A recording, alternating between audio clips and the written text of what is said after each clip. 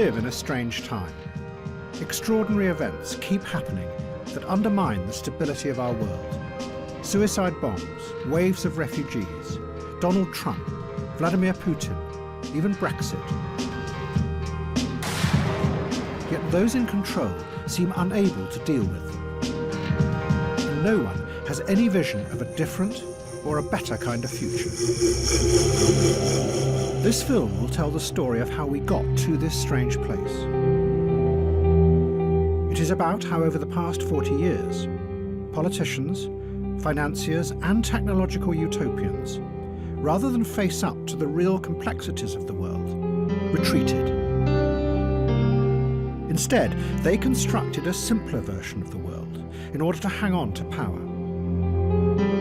And as this fake world grew, all of us went along with it, because the simplicity was reassuring.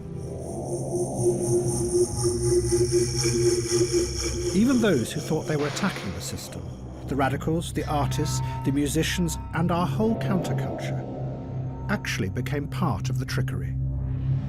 Because they too had retreated into the make-believe world.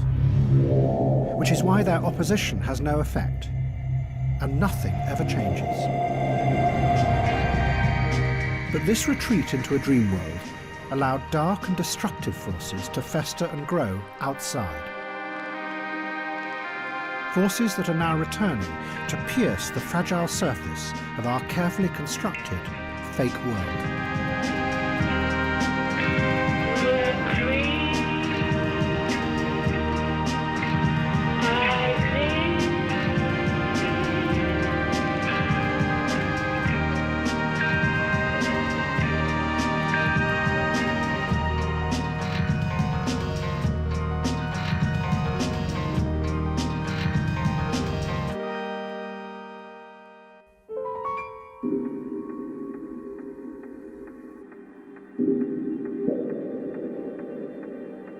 The story begins in two cities at the same moment in 1975.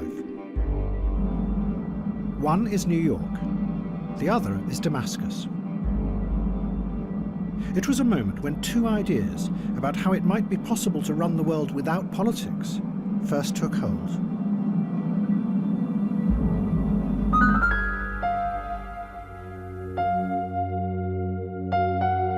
In 1975, New York City was on the verge of collapse. For 30 years, the politicians who ran the city had borrowed more and more money from the banks to pay for its growing services and welfare. But in the early 70s, the middle classes fled from the city, and the taxes they paid disappeared with them.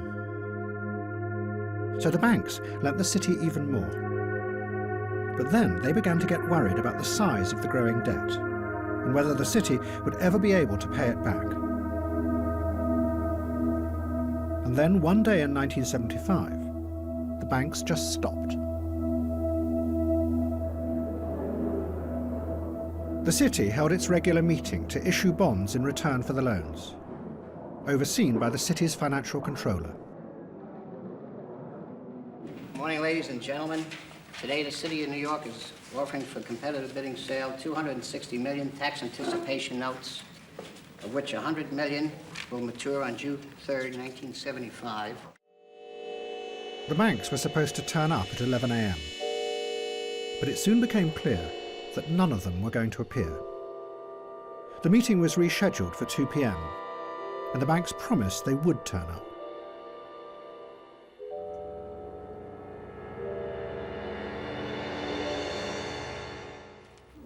The announcement on behalf of the controller is that the offer, which we had expected to receive and announce at 2 o'clock this afternoon, is now expected at 4 o'clock. Paul, does this mean that so far nobody wants those bonds? We will be making a further announcement at 4 o'clock, and anything further that I could say now I think would not advance the interests of the sale, which is now in progress. Does this mean that you have not been able to sell them so far today? We will have a further announcement at 4 o'clock. What happened that day in New York marked a radical shift in power. The banks insisted that in order to protect their loans, they should be allowed to take control of the city. The city appealed to the president, but he refused to help. So a new committee was set up to manage the city's finances. Out of 9 members, 8 of them were bankers. It was the start of an extraordinary experiment where the financial institutions took power away from the politicians and started to run society themselves. The city had no other option. The bankers enforced what was called austerity on the city, insisting that thousands of teachers, policemen and firemen were sacked. This was a new kind of politics. The old politicians believed that crises were solved through negotiations and deals. The bankers had a completely different view. They were just the representatives of something that couldn't be negotiated with, the logic of the market. To them, there was no alternative to this system. It should run society.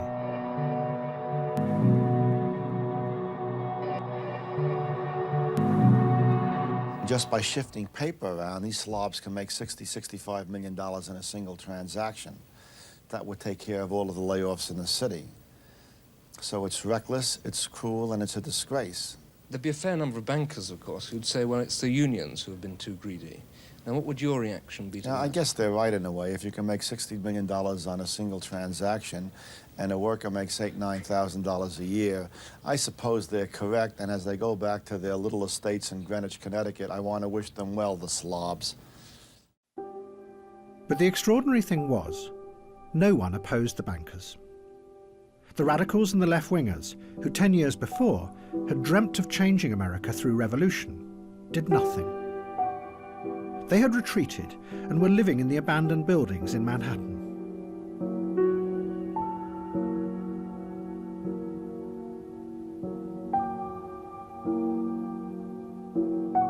The singer Patti Smith later described the mood of disillusion that had come over them. I could not identify with the political movements any longer, she said. All the manic activity in the streets. In trying to join them, I felt overwhelmed by yet another form of bureaucracy. What she was describing was the rise of a new, powerful individualism that could not fit with the idea of collective political action. Instead, Patti Smith and many others became a new kind of individual radical who watched the decaying city with a cool detachment. They didn't try and change it. They just experienced it. Look at that. Isn't that cool? I love that where like kids write all over the walls. That to me is neater than any art sometimes. Jose and Maria forever. Oh, there's a lot of things like when you pass by big movie houses, maybe we'll find one, but they have little movie screens where you can see clips of like Z or something like that. People watch it over and over. I've seen people, I've checked them out all day. I've gone back and forth and they're still there watching the credits of a movie because they don't have enough dough, but it's some entertainment, you know. Instead, radicals across America turned to art and music as a means of expressing their criticism of society. They believed that instead of trying to change the world outside, the new radicalism should try and change what was inside people's heads. And the way to do this was through self-expression, not collective action.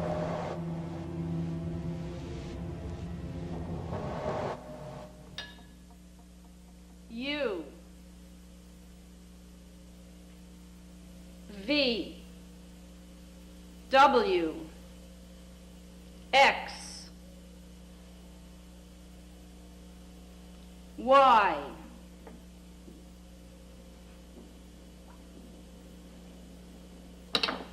Z.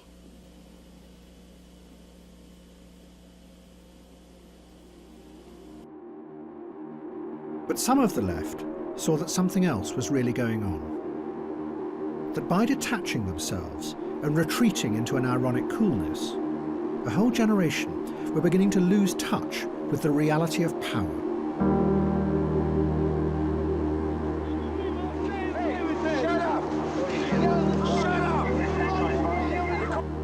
One of them wrote of that time, It was the mood of the era, and the revolution was deferred indefinitely. And while we were dozing, the money crept in.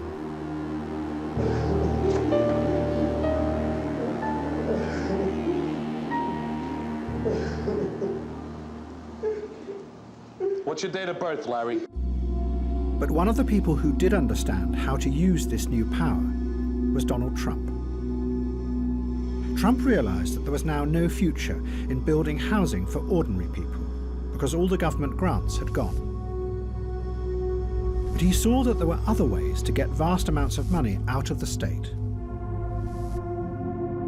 Trump started to buy up derelict buildings in New York, and he announced that he was going to transform them into luxury hotels and apartments. But in return, he negotiated the biggest tax break in New York's history, worth $160 million. The city had to agree because they were desperate. And the banks, seeing a new opportunity, also started to lend him money.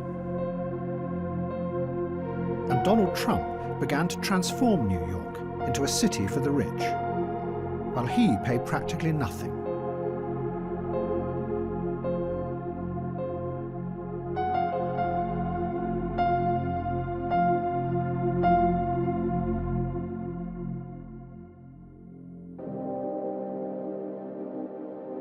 At the very same time, in 1975, there was a confrontation between two powerful men in Damascus, the capital of Syria. One was Henry Kissinger, the US Secretary of State. The other was the president of Syria, Hafez al-Assad. The battle between the two men was going to have profound consequences for the world. And like in New York, it was going to be a struggle between the old idea of using politics to change the world and a new idea that you could run the world as a stable system.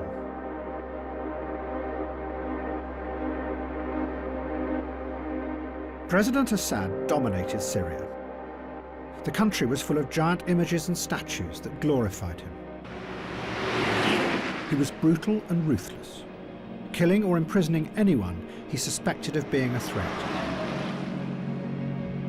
But Assad believed that the violence was for a purpose. He wanted to find a way of uniting the Arab countries and using that power to stand up to the West. 4, 3, 2, 1. Kissinger was also tough and ruthless. He had started in the 1950s as an expert in the theory of nuclear strategy, what was called the delicate balance of terror. It was the system that ran the Cold War.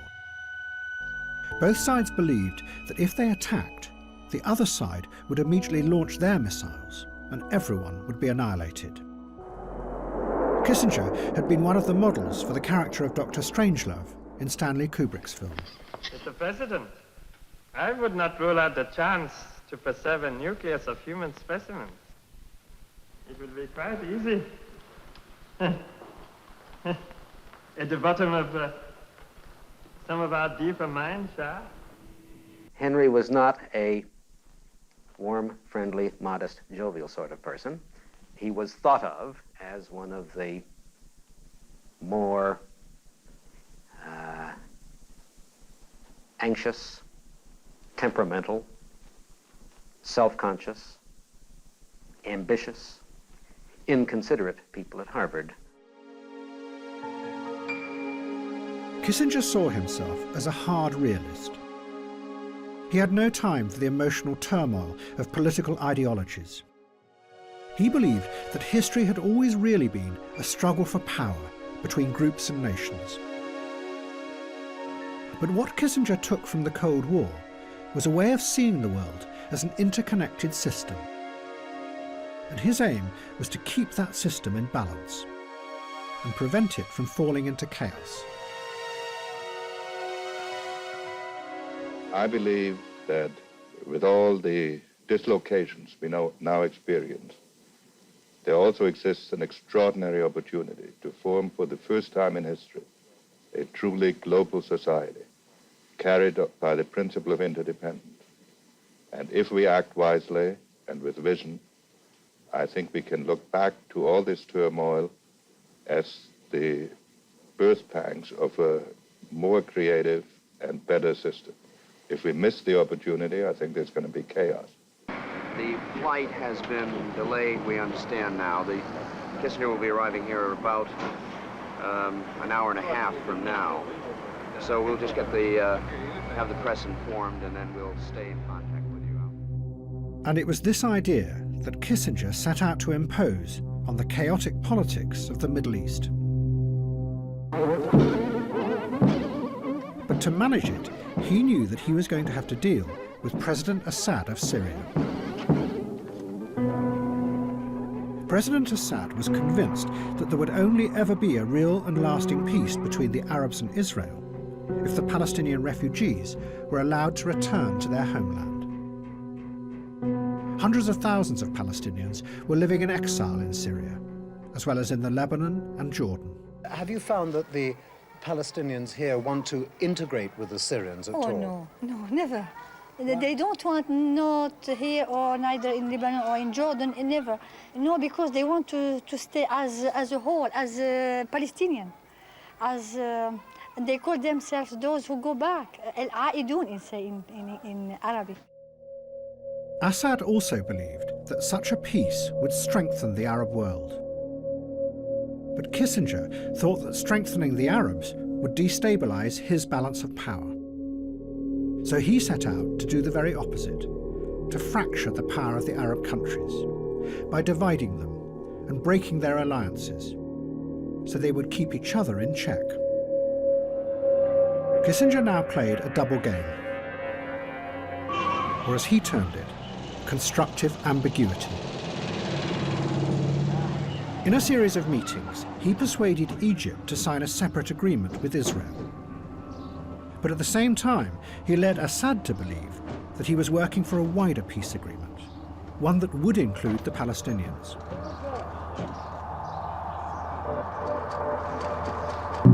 In reality, the Palestinians were ignored. They were irrelevant to the structural balance of the global system.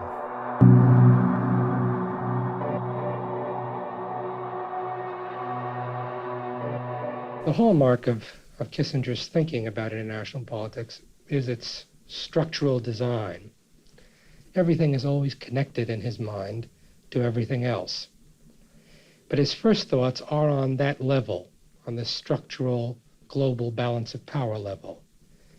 And as he addresses questions of human dignity, human survival, human freedom, I think they tend to come into his mind as an adjunct of the play of nations at the power game. When Assad found out the truth, it was too late. In a series of confrontations with Kissinger in Damascus, Assad raged about this treachery. He told Kissinger that what he had done would release demons hidden under the surface of the Arab world. Kissinger described their meetings. Assad's controlled fury, he wrote, was all the more impressive for its eerily cold, seemingly unemotional demeanor. Assad now retreated.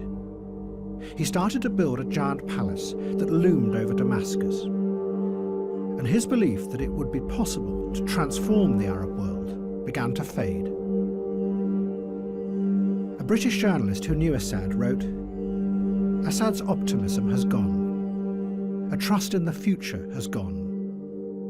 What has emerged instead is a brutal, vengeful Assad, who believes in nothing except revenge."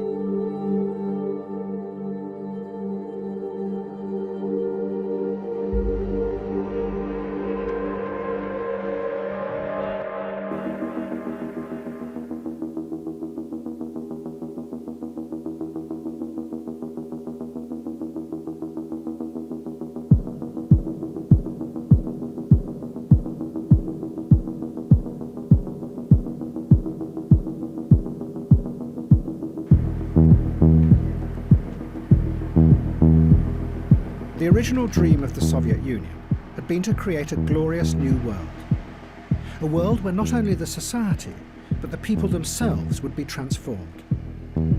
They would become new and better kinds of human beings.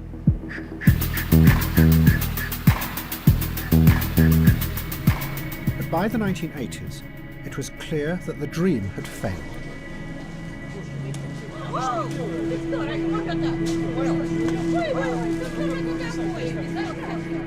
The Soviet Union became instead a society where no one believed in anything or had any vision of the future.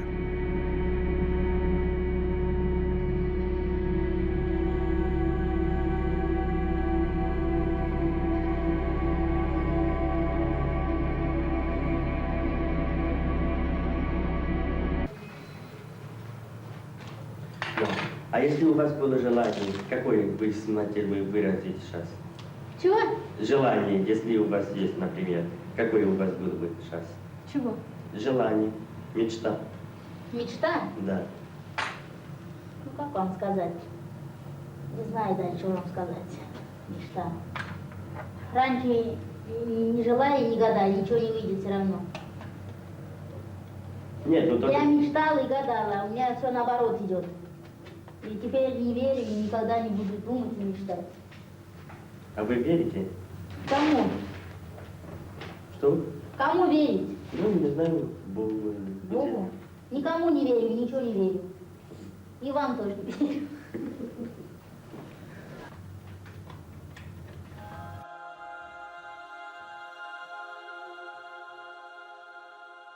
Ну, у тебя очень странная прическа. Где тебя так красиво подстригли?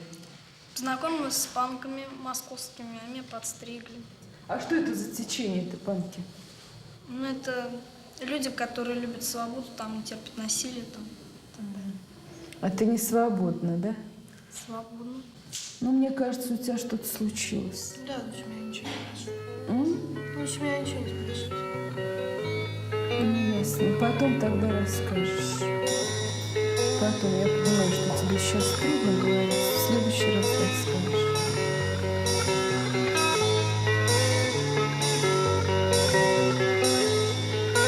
Я повторяю 10 раз и снова. Никто не знает, как же мне хуёво. И телевизор с потолка свисает. И как хуёво мне никто не знает. Все это до того подзаебало, что хочется опять начать сначала. Куплет печальный, он такой, что снова я повторяю, как же мне хуёво. Those who ran the Soviet Union had believed that they could plan and manage a new kind of socialist society.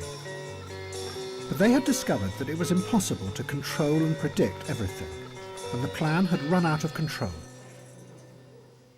But rather than reveal this, the technocrats began to pretend that everything was still going according to plan. And what emerged instead was a fake version of the society. The Soviet Union became a society where everyone knew that what their leaders said was not real, because they could see with their own eyes that the economy was falling apart. But everybody had to play along and pretend that it was real, because no one could imagine any alternative. One Soviet writer called it hypernormalisation. You were so much a part of the system that it was impossible to see beyond it. The fakeness was hypernormal.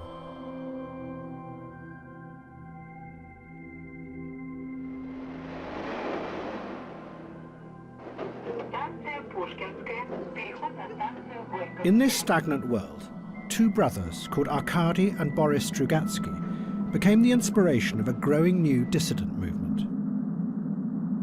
They weren't politicians. They were science fiction writers. And in their stories, they expressed the strange mood that was rising up as the Soviet Empire collapsed. Their most famous book was called Roadside Picnic. It is set in a world that seems like the present, except there is a zone that has been created by an alien force. People known as stalkers go into the zone. They find that nothing is what it seems, that reality changes minute by minute. Shadows go the wrong way, there are hidden forces that twist your body and change the way you think and feel. The picture the Strugatzis gave was of a world where nothing was fixed, where reality, both what you saw and what you believed, had become shifting and unstable.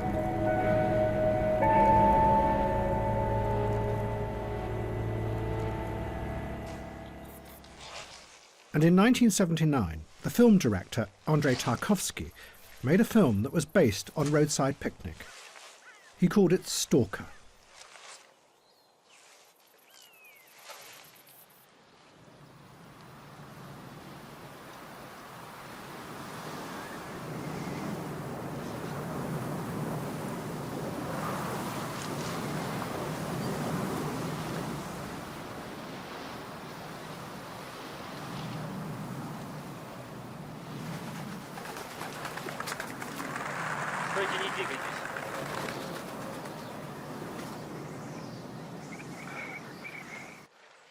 Что случилось? Зачем вы меня остановили? Я вас не останавливал. А кто? Вы? Черт его знает.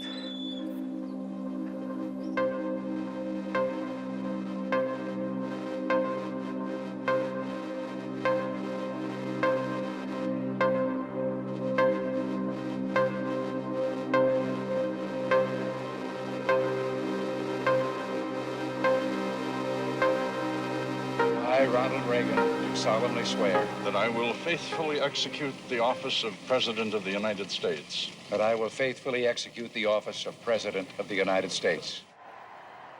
The new President of America had a new vision of the world. It wasn't the harsh realism of Henry Kissinger any longer. It was different. It was a simple, moral crusade, where America had a special destiny to fight evil and to make the world a better place. The places and the periods in which man has known freedom are few and far between, just scattered moments on the span of time. And most of those moments have been ours. The American people have a genius for great and unselfish deeds. Into the hands of America, God has placed the destiny of an afflicted mankind. God bless America. But this crusade was going to lead Reagan to come face to face with Henry Kissinger's legacy. And above all, the vengeful fury of President Assad of Syria. Israel was now determined to finally destroy the power of the Palestinians. And in 1982, they sent a massive army to encircle the Palestinian camps in the Lebanon. Do you know how strong the Israelis are? Do you know how many tanks they have outside Beirut? Do you know how strong they are? يعني بيقول انه احنا بنعرف انه الاسرائيليين اقوياء، فهل هذا بيأثر علينا؟ سوري اسرائيل وامريكا وكل دول العالم ما بتأثر علينا طول ما سلاحنا بايدنا ولا اي دولة في العالم تقدر تحاربنا. That means we are not ready to surrender. طول ما هو الشعب رافع راسه والشعب معنا ما حدا بيقدرنا. طلع شاب يانج لسه عم بيبل اولاد صغار عم تحارب.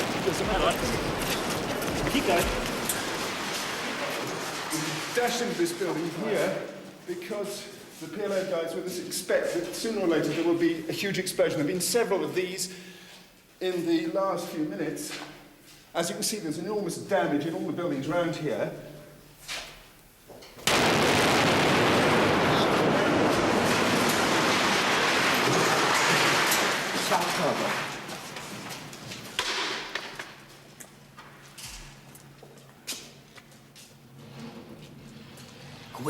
Quick.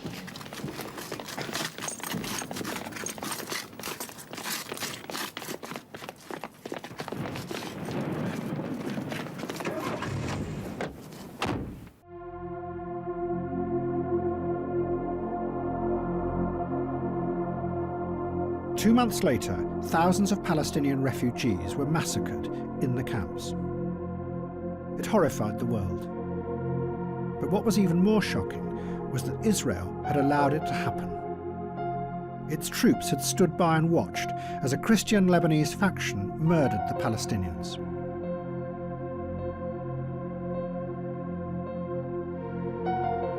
This was the first of the massacres we discovered yesterday. Now, 24 hours later, the stench here is appalling. But the effects on the Israelis of what their Christian allies did here and in dozens of other places around this camp are going to be immense. There's always been a risk of such massacres if Christian militiamen were allowed to come into Palestinian camps, and the Israelis seem to have done nothing to prevent them coming into this one. In the face of the horror and the growing chaos, President Reagan was forced to act. He announced that American Marines would come to Beirut to lead a peacekeeping force. Reagan insisted that the troops were neutral, but President Assad was convinced that there was another reality. He saw the troops as part of the growing conspiracy between America and Israel to divide the Middle East into factions and destroy the power of the Arabs. Assad decided to get the Americans out of the Middle East. And to do this, he made an alliance with the new revolutionary force of Ayatollah Khomeini's Iran.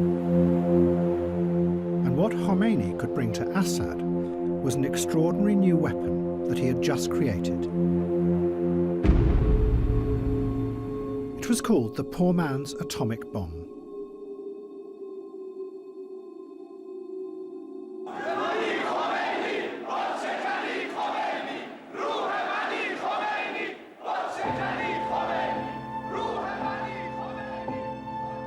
Ayatollah Khomeini had come to power 2 years before as the leader of the Iranian Revolution. But his hold on power was precarious. And Khomeini had developed a new idea of how to fight his enemies and defend the revolution. Khomeini told his followers that they could destroy themselves in order to save the revolution, providing that in the process they killed as many enemies around them as possible. This was completely new, because the Quran specifically prohibited suicide. In the past, you became a martyr on the battlefield because God chose the time and place of your death. But Khomeini changed this. He did it by going back to one of the central rituals of Shia Islam. Every year, Shiites march in a procession, mourning the sacrifice of their founder, Hussein. As they do, they whip themselves, symbolically reenacting Hussein's suffering. Khomeini said that the ultimate act of penitence was not just to whip yourself, but to kill yourself, providing it was for the greater good of the revolution. In the name of God, the compassionate, the merciful, good afternoon. An Iraqi Soviet-made MiG-23 was shot down by the Air Force jet fighters of the Islamic Republic over the northwestern Iranian border region of Marivan at 10:08 hours local time Saturday, said the Joint Staff Command's communique numbered 1710. Khomeini had mobilized this force when the country was attacked by Iraq. Iran faced almost certain defeat because Iraq had far superior weapons, many of them supplied by America. So the revolutionaries took tens of thousands of young boys out of schools, put them on buses, and sent them to the front line. Their job was to walk through the enemy's minefields, deliberately blowing themselves up in order to open gaps that would allow the Iranian army to pass through unharmed. It was organized suicide on a vast scale. This human sacrifice was commemorated in giant cemeteries across the country. Fountains flowing with blood-red water glorified this new kind of martyrdom.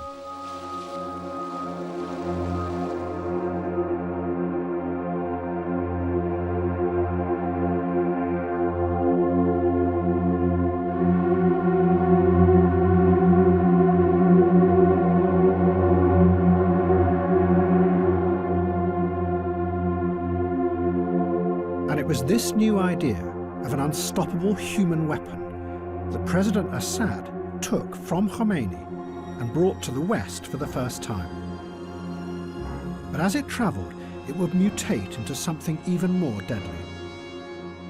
Instead of just killing yourself, you would take explosives with you into the heart of the enemy, and then blow yourself up, taking dozens or even hundreds along with you. It would become known as suicide bombing. In October 1983, 2 suicide bombers drove trucks into the US Marine barracks in Beirut. It was seeing something move that took me out of my trance. And then I recognized, oh yes, Marines were in that building. A lot of Marines were in that building. And that's when I ran down, and it was a black Marine. He looked white. The dust, it just covered him. The massive explosions killed 241 Americans. The bombers were members of a new militant group that no one had heard of. They called themselves Hezbollah, and although many of them were Iranian, they were very much under the control of Syria and the Syrian intelligence agencies. President Assad was using them as his proxies to attack America. Whoever carried out yesterday's bombings, Shia Muslim fanatics, devotees of the Ayatollah Khomeini, or whatever, it is Syria who profits politically. The most significant fact is that the dissidents live and work with Syrian protection. So it is to Syria, rather than to the dissident group's guiding light, Ayatollah Khomeini of Iran, that we must look for an explanation of the group's activities. Destabilization is Syria's Middle Eastern way of reminding the world that Syria must not be left out of plans for the future of the area.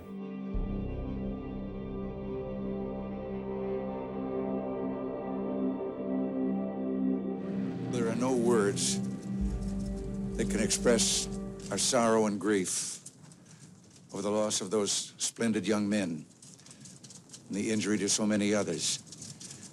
But these deeds make so evident the bestial nature of those who would assume power if they could have their way and drive us out of that area. But despite his words, within 4 months, President Reagan withdrew all the American troops from the Lebanon. The Secretary of State, George Shultz, explained, "We became paralyzed by the complexity that we faced," he said. So the Americans turned and left. For President Assad, it was an extraordinary achievement. He was the only Arab leader to have defeated the Americans and forced them to leave the Middle East. He had done it by using the new force of suicide bombing, a force that once unleashed was going to spread with unstoppable power.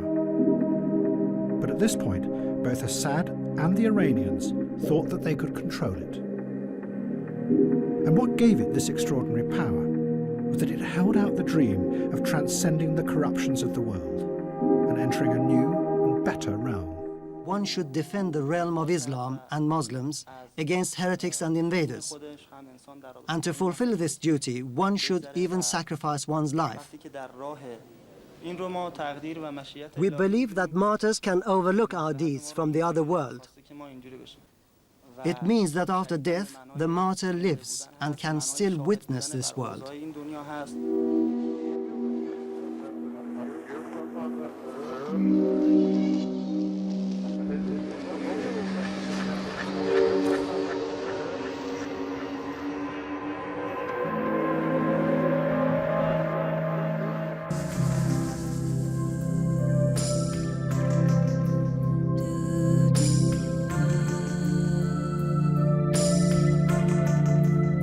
By the middle of the 1980s, the banks were rising up and becoming ever more powerful in America.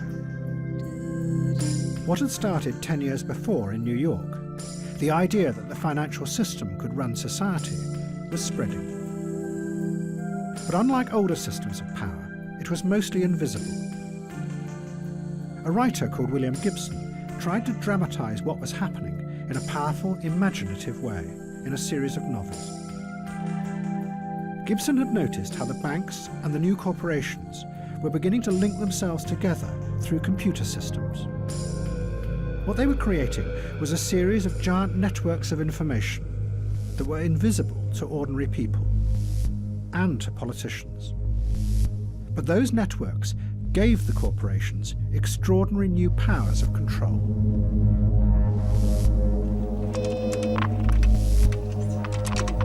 Good morning, Southwest Development. May I help you? Gibson gave this new world a name. He called it cyberspace, and his novels described a future that was dangerous and frightening. Hackers could literally enter into cyberspace, and as they did, they travelled through systems that were so powerful that they could reach out and crush intruders by destroying their minds. In cyberspace, there were no laws and no politicians to protect you. Just raw, brutal, corporate power.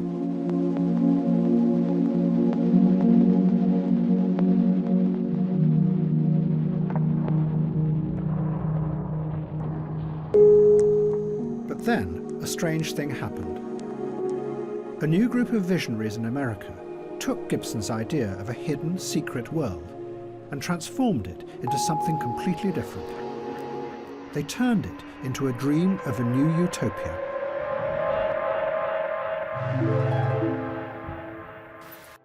They were the technological utopians who were rising up on the west coast of America.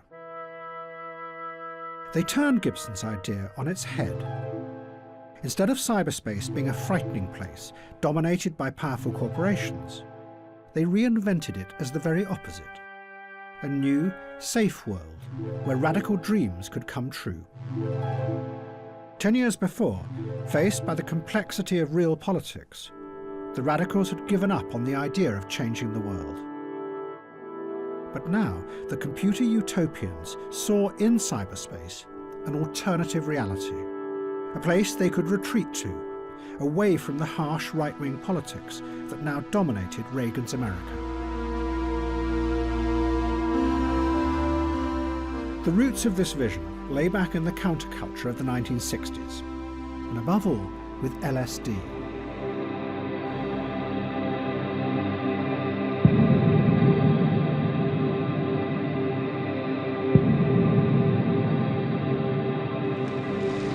We've got some more acid over here if you want to go ahead and drop it. Many of those who had taken LSD in the 60s were convinced that it was more than just another drug, that it opened human perception and allowed people to see new realities that were normally hidden from them. See, the ones that have white in them are really great.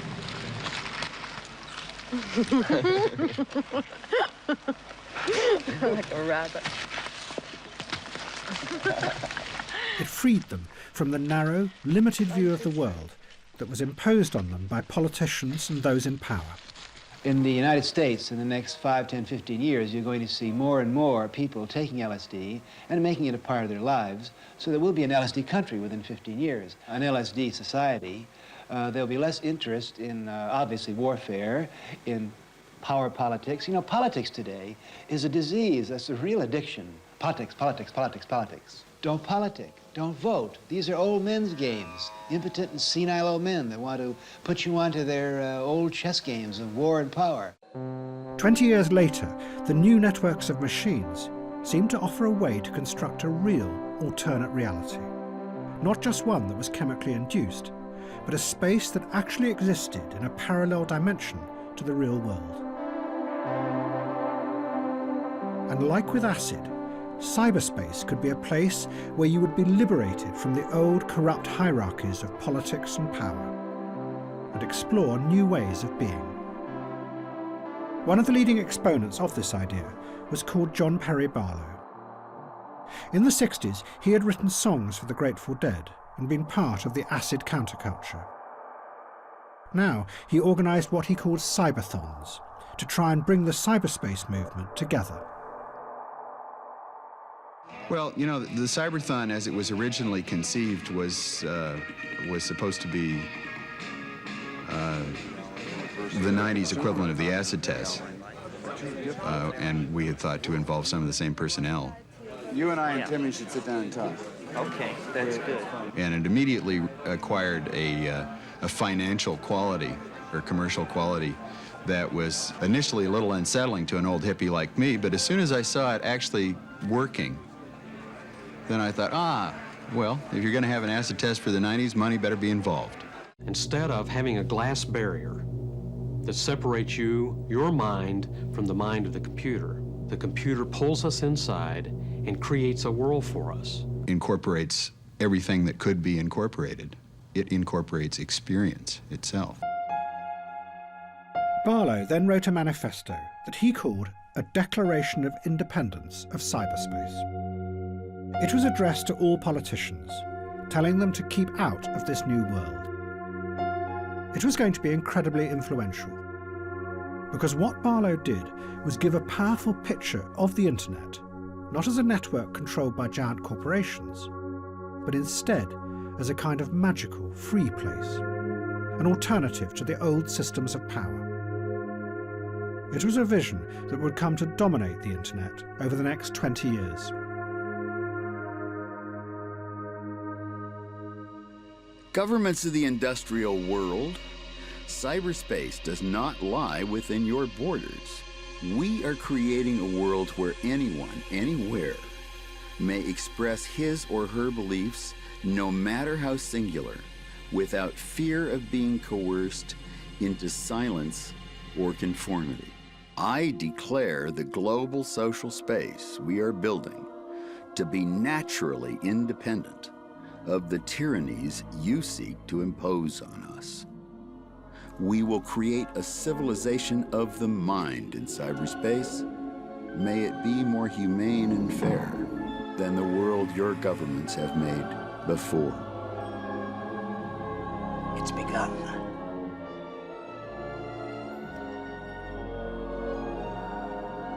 This is the key to a new order. This code disk means freedom. But two young hackers in New York thought that Barlow was describing a fantasy world, that his vision bore no relationship at all to what was really emerging online. They were cult figures on the early online scene, and their fans followed and recorded them. They called themselves Fiber Optic and Acid Freak, and they spent their time exploring and breaking into giant computer networks that they knew were the hard realities of modern digital power.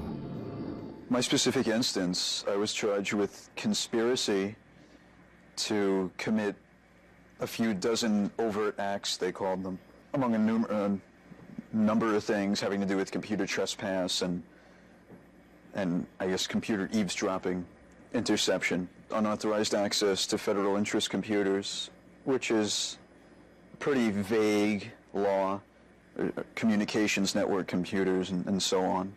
In a notorious public debate online, the two hackers attacked Barlow. What infuriated them most was Barlow's insistence that there was no hierarchy or controlling powers in the new cyber world. The hackers set out to demonstrate that he was wrong. Acid Freak hacked into the computers of a giant corporation called TRW. TRW had originally built the systems that ran the Cold War for the US military. They had helped create the delicate balance of terror. Now, TRW had adapted their computers to run a new system, that of credit and debt. Their computers gathered up the credit data of millions of Americans and were being used by the banks to decide individuals' credit ratings. The hackers broke into the TRW network, stole Barlow's credit history, and published it online.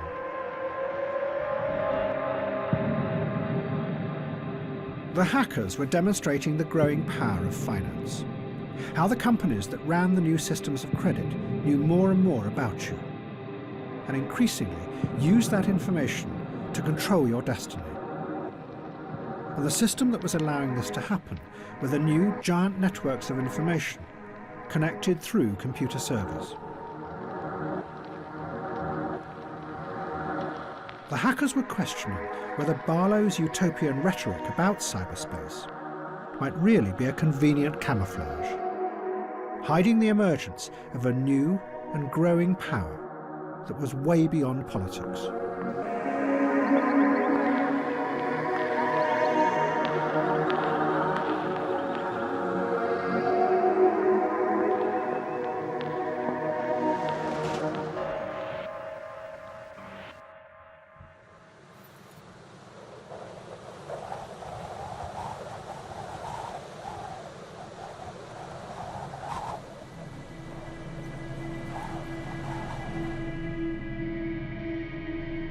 But cyberspace was not the only imaginary story being created.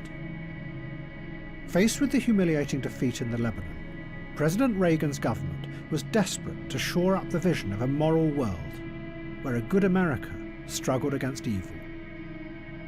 And to do this, they were going to create a simple villain, an imaginary enemy, one that would free them from the paralyzing complexity of real Middle Eastern politics. And the perfect candidate was waiting in the wings. Colonel Gaddafi, the ruler of Libya.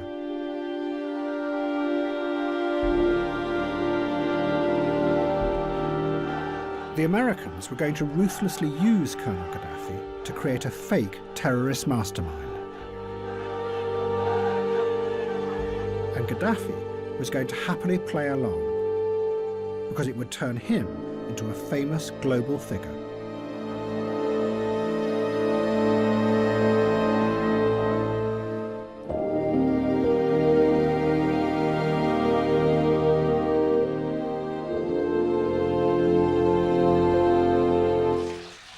Colonel Gaddafi had taken power in a coup in the 1970s.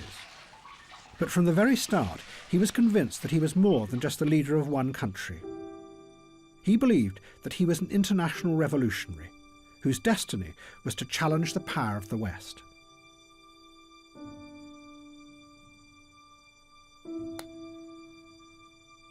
Gentlemen, the Queen.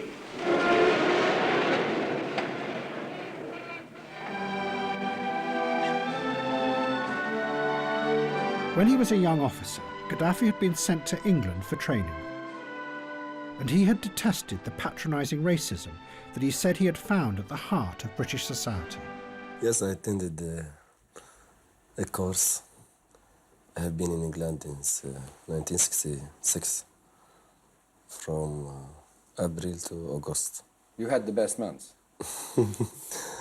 I was in Beaconsfield, a village called Beaconsfield, in army school. In fact, we ill-treated in that place from some British officers. I think those officers were Jews, maybe Jews. But ill-treated in what sort of way? In many ways. They ill-treat us every time. By being rude or by being bullying or? In their all behavior towards us, they ill-treat us. They hate us anyhow because of colonization. It is a result of colonialism. Once in power, Gaddafi had developed his own revolutionary theory, which he called the Third Universal Theory. It was an alternative, he said, to communism and capitalism. He published it in a green book, but practically no one read it. He had sent money and weapons to the IRA in Ireland to help them overthrow the British ruling class. But all the other Arab leaders rejected him and his ideas. They thought that he was mad. And by the mid-1980s, Gaddafi was an isolated figure, with no friends and no global influence. Then suddenly that changed.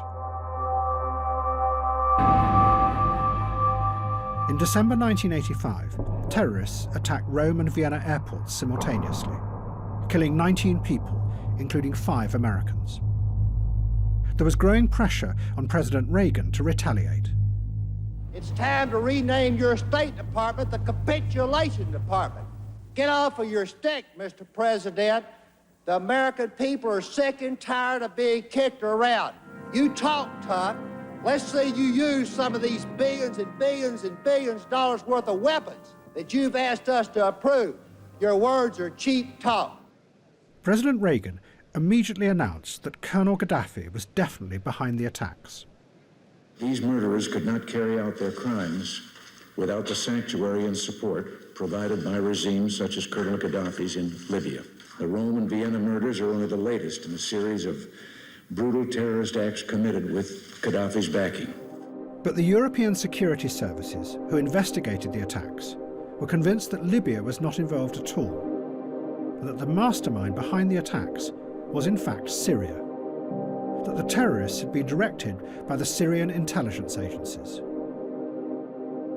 But the Americans say that the attack at Rome airport was organized by Gaddafi, not by Damascus. No, what do you say? We don't have any evidence. You have no evidence supporting such affirmation. The only evidence we have shows a Syrian connection.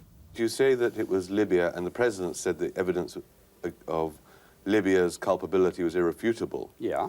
But the Italian authorities to whom I've spoken say emphatically on the record that their investigations have shown that it was entirely masterminded by Syria. I don't agree with that at all. Well, they've interrogated the surviving terrorists. I must just say I don't agree with that.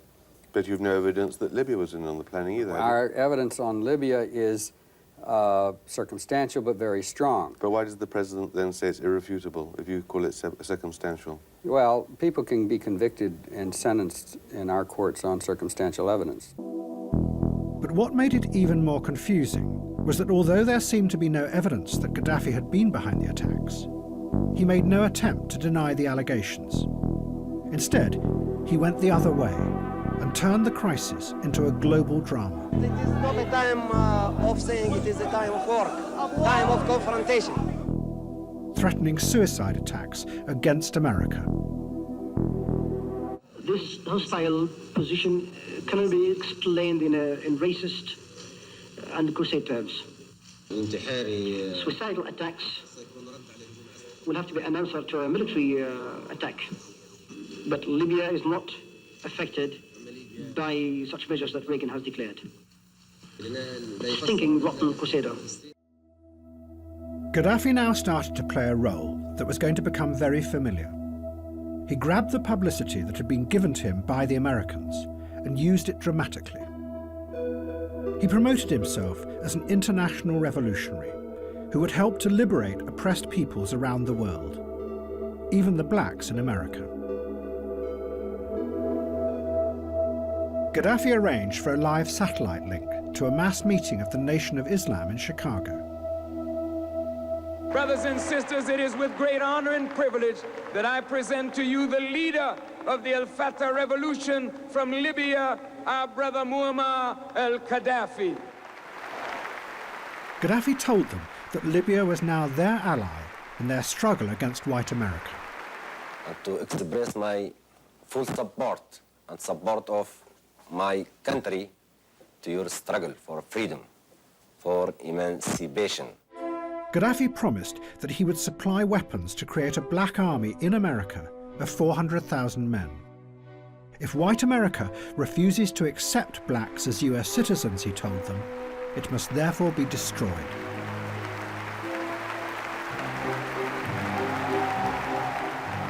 Gaddafi also invited a group of German rocket scientists to come to Libya to build him a rocket. He insisted it had no military purpose. Libya was now going to explore outer space.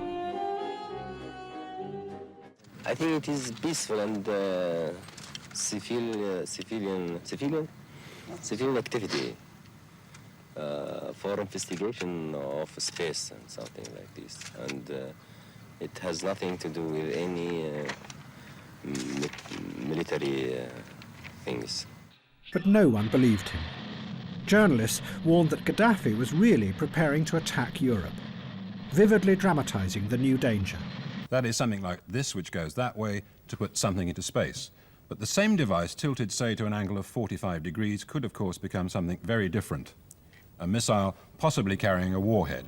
That would put Libya within range of an enormous area. A chilling proposition with its range of 2,000 kilometers.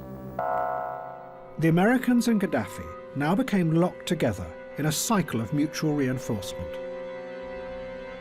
In the process, a powerful new image was created that was going to capture the imagination of the West.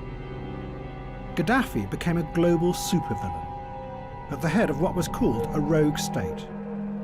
A madman who threatened the stability of the world. And Gaddafi was loving every minute of it. Does he think in the past his decisions sometimes have been taken too quickly? Maybe. On world affairs? Maybe. I think sometimes that is what has made people in the world nervous of you, perhaps. Maybe.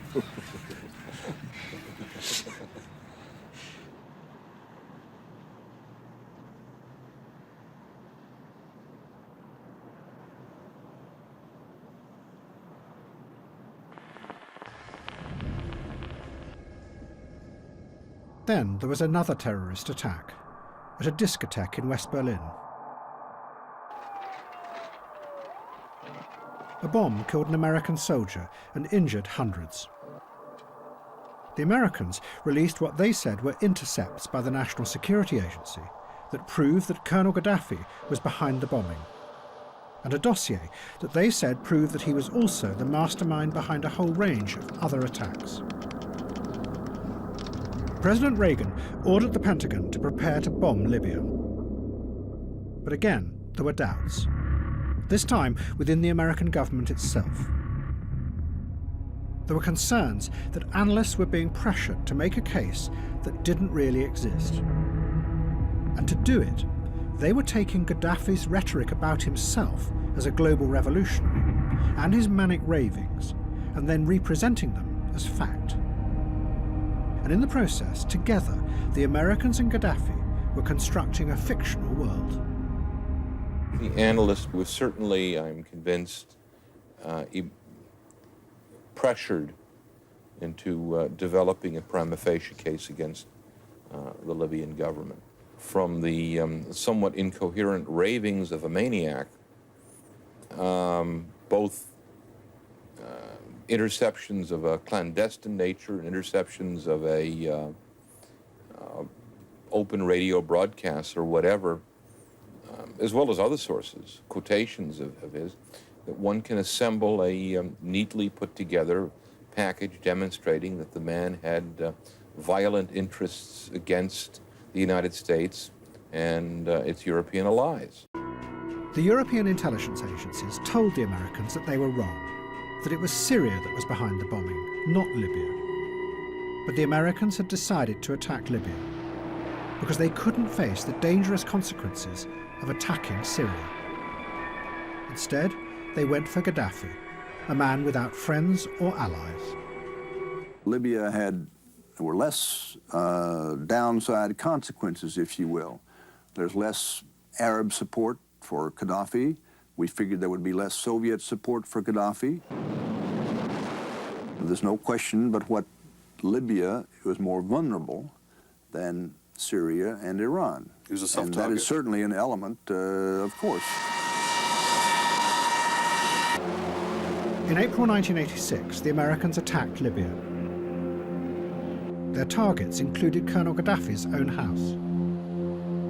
Immediately after the attack, Gaddafi appeared in the ruins to describe what had happened. The family were asleep, and my wife was, that day, tied down to the bed because she had a slip disc. I tried to rescue the children, and the house started to collapse, as you can see, and the books started to burn. They concentrated on the children's room so that they would kill all the children. Our small adopted daughter was killed, and 2 of our children were injured. But yet again, Gaddafi might have been lying. Ever since then, there have been rumours that his adopted daughter actually survived. But many other children were killed in the raid because the American bombing was so inaccurate. Gaddafi realised that the attention of the whole world was now focused on him, and he grabbed the moment to promote his own revolutionary theory, the Third Way, as a global alternative to democracy. I feel that I'm really responsible for conveying the Third World theory and the Green Book to the rising generation, to the young American and British people, so that we can rescue America and Britain and these generations of young people from this theory this electoral party theory, which enabled an imbecile like Reagan to rule the mightiest power on earth and use it to destroy other people's homes, and enabled a harlot like Thatcher to rule a great nation like Britain.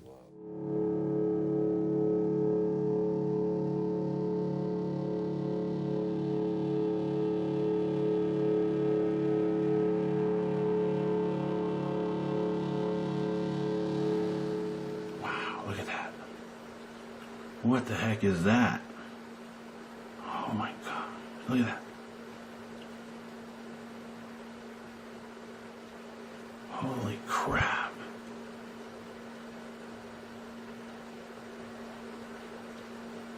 It's just moving really slowly. Wow. What is it doing? What the heck? Guys, it's a freaking Whoa! Oh my gosh! What the? Dude, is happening? What is happening? What is going on? Oh my gosh, Tom! Holy shit. Oh my god, guys! Guys, is that a freaking UFO? Wait, can you get a good video? Good. What is it? What the hell? In the 1980s, more and more people in the United States reported seeing unexplained objects and lights in the sky. At the same time, investigators who believed in UFOs revealed that they had discovered top-secret government documents that stated that alien craft had visited Earth. The documents had been hidden for 20 years, and they seemed to prove that there had been a giant cover-up. But actually, the reality was even stranger. The American government might have been making it all up, that they had created a fake conspiracy to deliberately mislead the population. The lights that people imagined were UFOs may in reality have been new high-technology weapons that the US government were testing.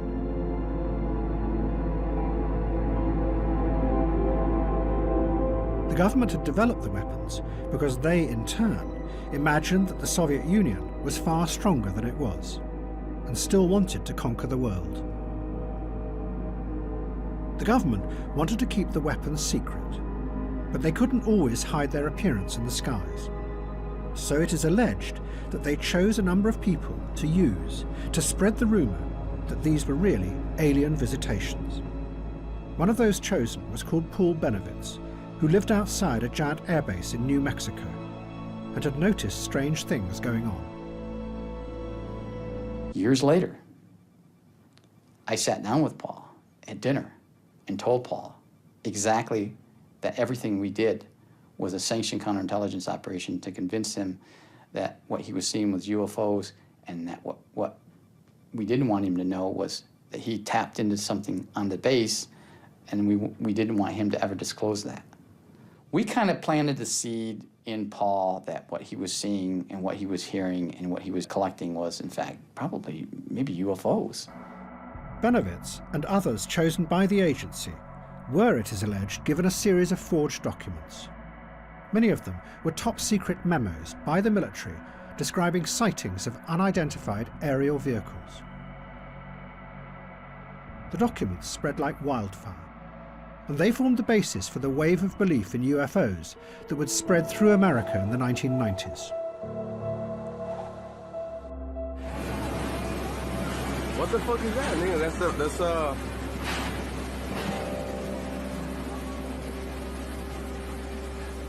That's crazy, bro. Is that space, And it also fueled the wider, growing belief that governments lied to you, that conspiracies were real. What the Reagan administration were doing, both with Colonel Gaddafi and with the UFOs, was a blurring of fact and fiction. But it was part of an even broader program. The president's advisors had given it a name. They called it perception management, and it became a central part of the American government during the 1980s. The aim was to tell dramatic stories that grabbed the public imagination, not just about the Middle East, but about Central America and the Soviet Union. And it didn't matter if the stories were true or not, providing they distracted people, and you, the politician, from having to deal with the intractable complexities of the real world.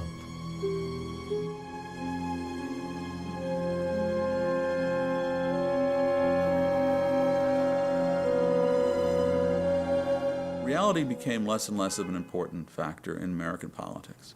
It wasn't what was real that was driving anything, or the facts driving anything. It was how you could turn those facts, or twist the facts, or even make up the facts to make your opponent look bad. So perception management became a device, and the facts could be twisted. Anything could be anything. It becomes, how can you manipulate the American people? And in the process, reality becomes what? Reality becomes simply something to play with to achieve that end. Reality is not important in this context. Reality is simply something that you handle. But something was about to happen that would demonstrate dramatically just how far the American government had detached from reality. The Soviet Empire was about to implode. And no one, none of the politicians, or the journalists, or the think tank experts, or the economists, or the academics saw it coming.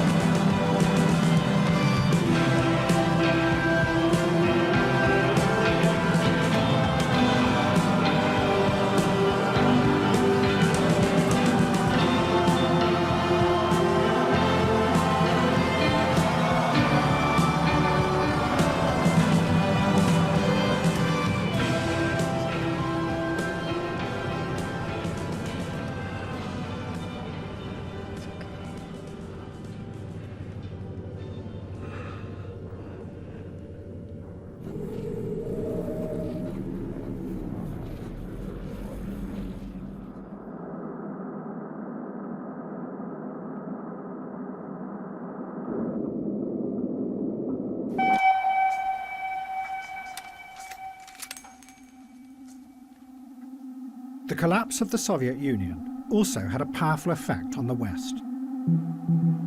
For many, it symbolized the final failure of the dream that politics could be used to build a new kind of world.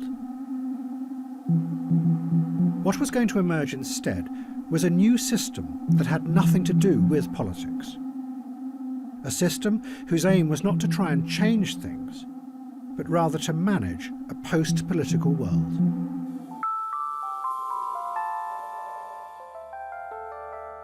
One of the first people to describe this dramatic change was a left-wing German political thinker called Ulrich Beck. Beck said that any politician who believed that they could take control of society and drive it forward to build a better future was now seen as dangerous. In the past, politicians might have been able to do this, but now they were faced with what he called a runaway world, where things were so complex and interconnected, and modern technologies so potentially dangerous, that it was impossible to predict the outcomes of anything you did. The catalogue of environmental disasters proved this. Politicians would have to give up any idea of trying to change the world. Instead, their new aim would be to try and predict the dangers in the future, and then find ways to avoid those risks. Although Beck came from the political left, the world he saw coming was deeply conservative. The picture he gave was of a political class reduced to trying to steer society into a dark and frightening future, constantly peering forward and trying to see the risks coming towards them. Their only aim, to avoid those risks and keep society stable. It only lasted for a few seconds, so you're basically shocked you really didn't know what was going on at the time. Where were you in the building and where was the explosion? Oh my God! But a system that could anticipate the future and keep society stable was already being built, pieced together from all kinds of different and sometimes surprising sources, all of them outside politics. One part of it was taking shape in a tiny town in the far northwest of the United States called East Wenatchee. It was a giant computer whose job was to make the future predictable.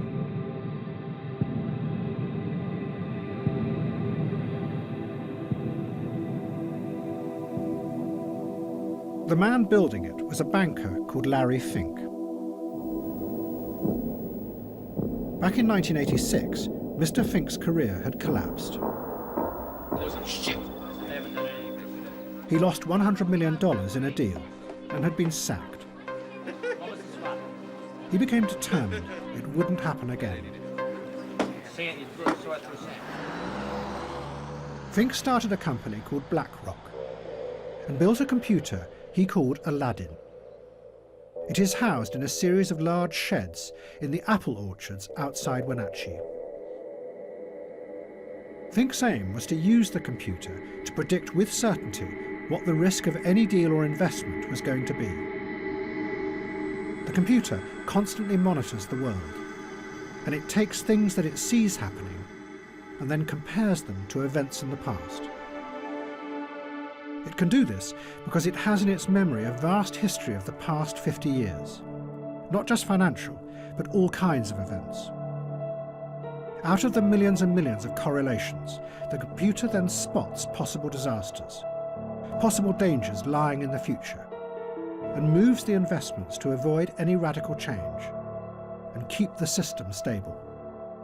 Today I'm going to deliver 1.8 million reports.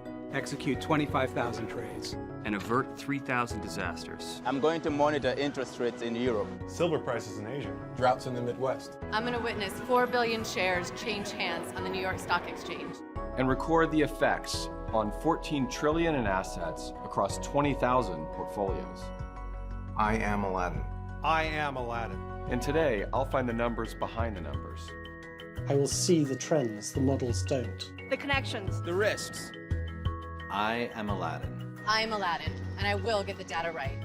I am 25 million lines of code. Written by hundreds of people. Across 2 decades. I'm smarter than any algorithm. More powerful than any processor. Because I am Aladdin. Because I am Aladdin. I am Aladdin. I am Aladdin. Aladdin has proved to be incredibly successful.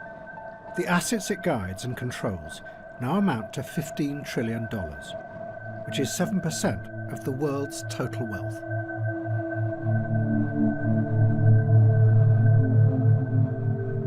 But Wenatchee was also a dramatic example of another kind of craving for stability and reassurance. More of its citizens took Prozac than practically any other town in America. When a person's central nervous system is changed by an SSRI with that medicine, they will view things differently, and they will be strangers. They look at things differently. I have a chemical up here that changes me. I think differently. For me, it was like walking around like this for my whole life and really not knowing that I was nearsighted. I mean, really. I mean, no one had ever offered me glasses. And then all of a sudden, here comes somebody that says, okay, now try these on, try this Prozac on. And I tried it on, and for the first time in my life, I went, whoa, is this the way reality really is? Your perception can be changed, and it's frightening and it's scary to people. It speaks of science fiction almost.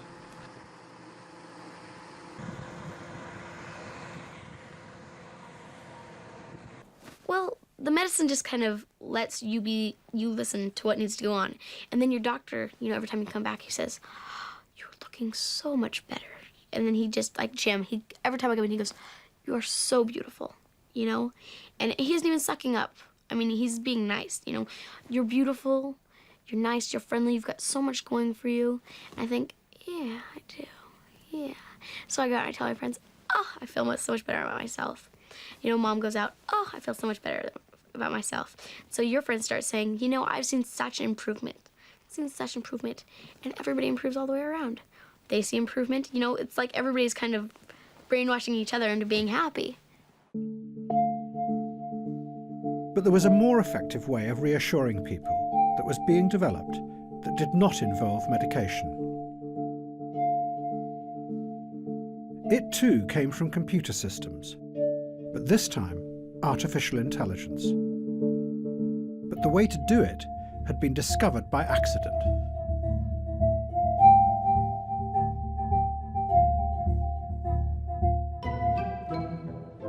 Back in the 1960s, there had been optimistic dreams that it would be possible to develop computers that could think like human beings. Scientists then spent years trying to program the rules that governed human thought. But they never worked.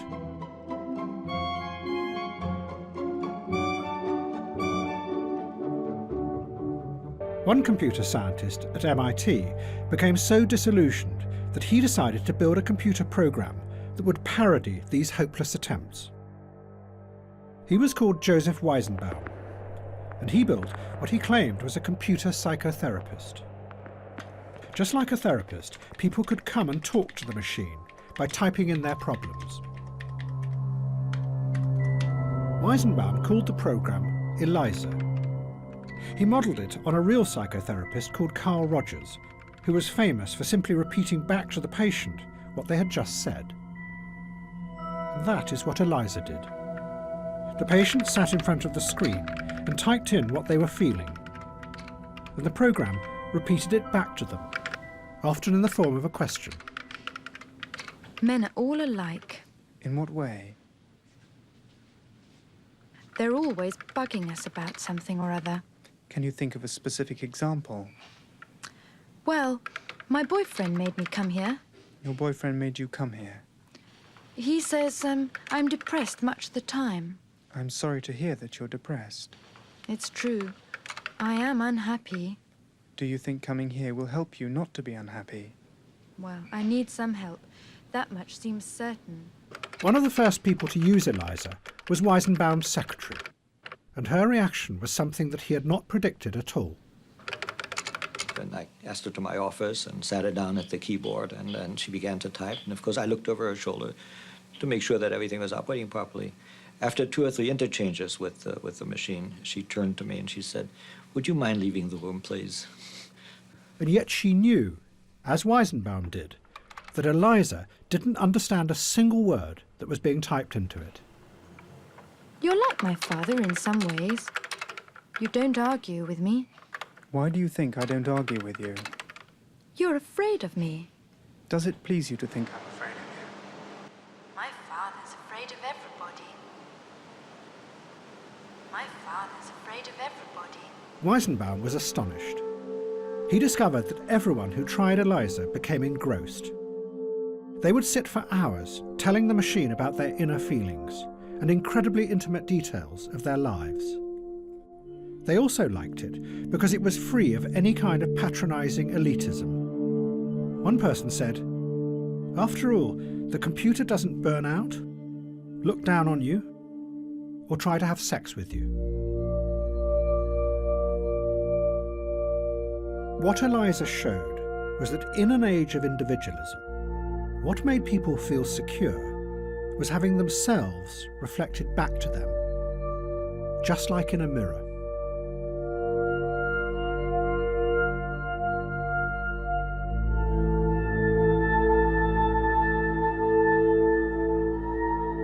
Artificial intelligence changed direction and started to create new systems that did just that, but on a giant scale. They were called intelligent agents. They worked by monitoring individuals, gathering vast amounts of data about their past behaviour, and then looked for patterns and correlations from which they could predict what they would want in the future. It was a system that ordered the world in a way that was centred around you. And in an age of anxious individualism, frightened of the future, that was reassuring, just like Eliza. A safe bubble that protected you from the complexities of the world outside.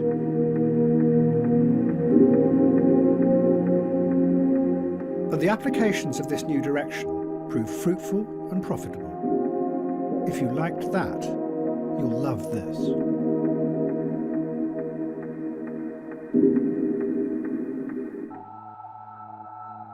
What was rising up in different ways was a new system that promised to keep the world stable. Its tentacles reached into every area of our lives. Finance promised that it could control the unpredictability of the free market, while individuals were more and more monitored to stabilise their physical and mental states. And increasingly, the intelligent agents online predicted what people would want in the future and how they would behave. But the biggest change was to politics. In a world where the overriding aim was now stability, politics became just part of a wider system of managing the world.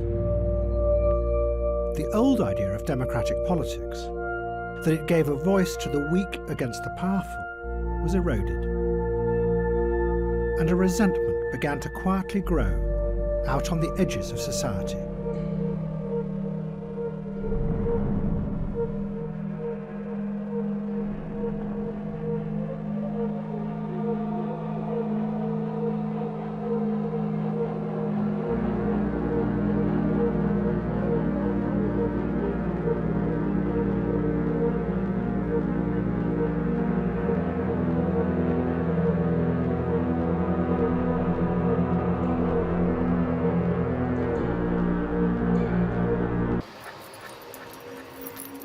But the new system did have a dangerous flaw. Because in the real world, not everything can be predicted by reading data from the past. And someone who was about to discover that to his own cost was Donald Trump.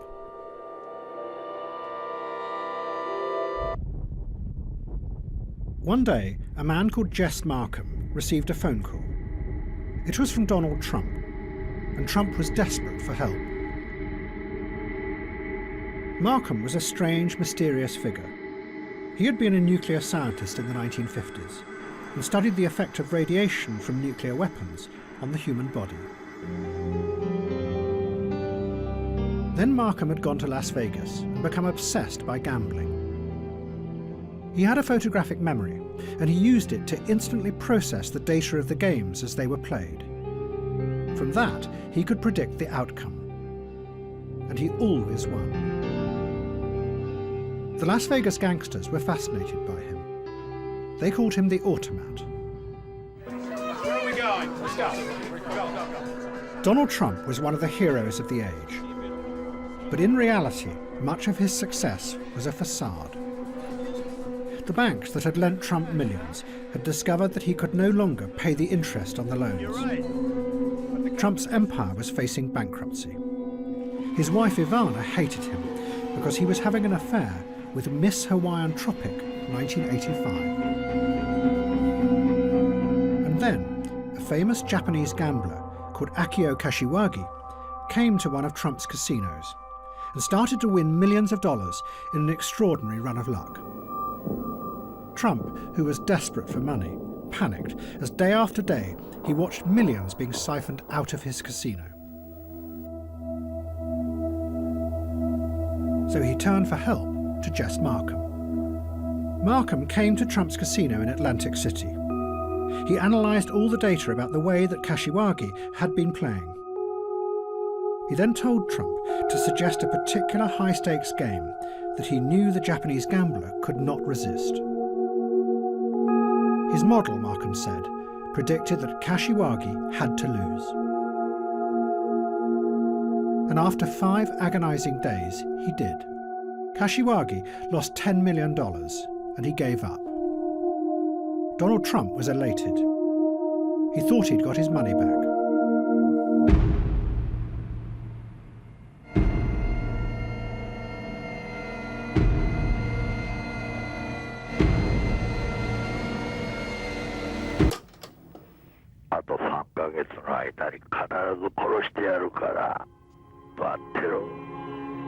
Before Kashiwagi could pay his debt, he was hacked to death in his kitchen by Yakuza gangsters. And Donald Trump didn't get his money. Trump's business went bankrupt, and he was forced to sell most of his buildings to the banks. And he married Miss Hawaiian Tropic. In the future, he would sell his name to other people to put on their buildings. And he himself would become a celebrity tycoon.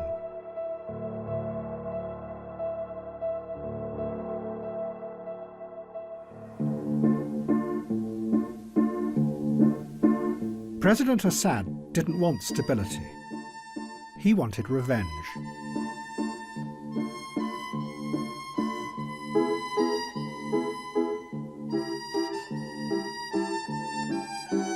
In December 1988, a bomb exploded on a Pan Am plane over Lockerbie in Scotland.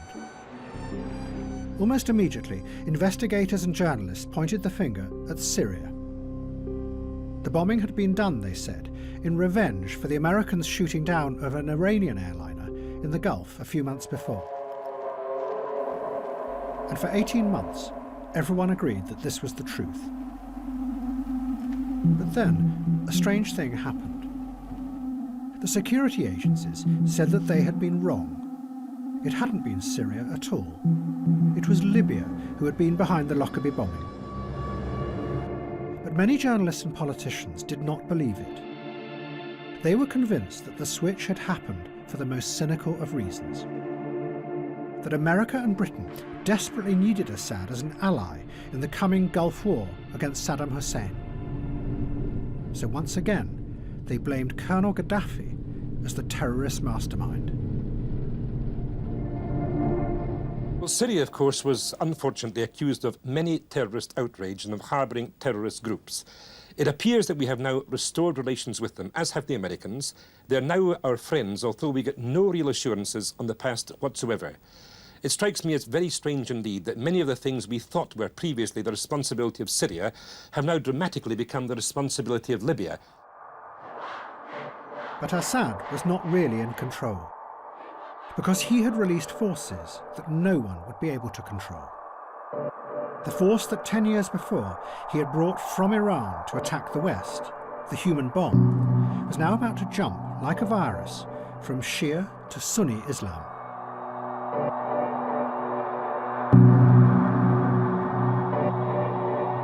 In December 1992, the militant group Hamas kidnapped an Israeli border guard and stabbed him to death.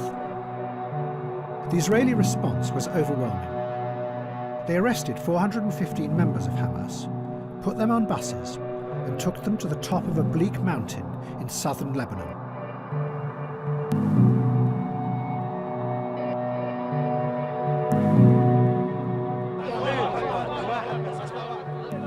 They left them there and refused to allow any humanitarian aid through.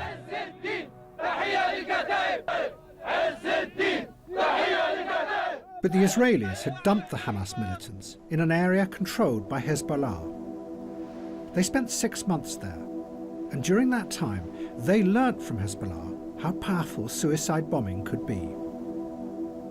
Hezbollah told them how they had used it to force the Israelis out of Beirut and back to the border. The first sign that the idea had spread to Hamas was when a group of the deportees marched in protest towards the Israeli border, dressed as martyrs, as the Israelis shelled them. But it soon became more than just theatre. Hamas began a wave of suicide attacks in Israel. Just before 9, at the height of Tel Aviv's rush hour, the bomb ripped apart a commuter bus. An amateur cameraman recorded the scene in the moments afterwards as a dazed woman was helped out of the smouldering wreckage. I didn't want to believe that under my house there is a bomb. And when I realized it's a bomb, I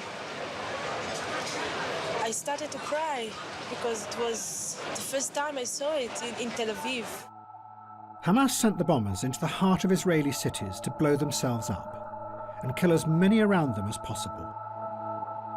In doing this, Hamas were going much further than Hezbollah ever had. They were targeting civilians, something Hezbollah had never done. The tactic shocked the Sunni world. This was something completely alien to its history. Not only did the Quran forbid suicide, but Sunni Islam did not have any rituals of self-sacrifice, unlike the Shias. The most senior religious leader in Saudi Arabia insisted it was wrong. But a mainstream theologian from Egypt, called Sheikh Qaradawi, seized the moment.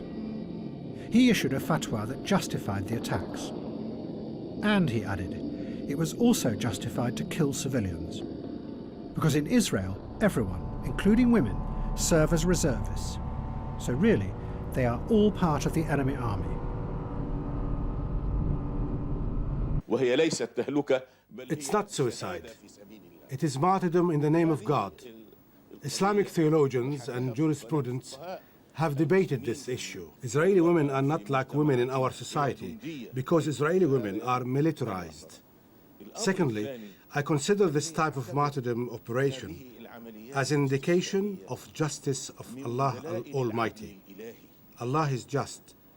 Through His infinite wisdom, He has given the weak what the strong do not possess, and that is the ability to turn their bodies into bombs like the Palestinians do. Hamas kept sending the bombers into Israel, sometimes day after day. The horror overwhelmed Israeli society, and it completely destroyed the ability of politics to solve the Palestinian crisis. Instead, in the Israeli election of 1996, Benjamin Netanyahu took power. He turned against the peace process, which was exactly what Hamas wanted.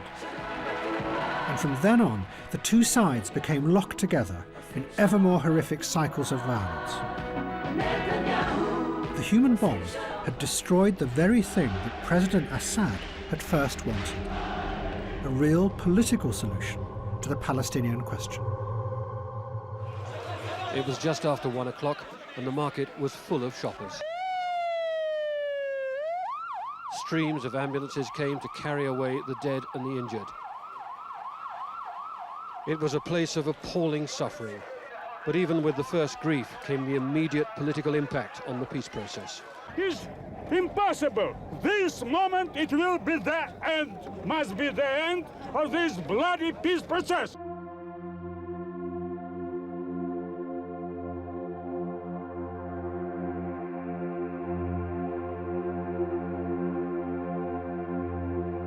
And in America, all optimistic visions of the future had also disappeared.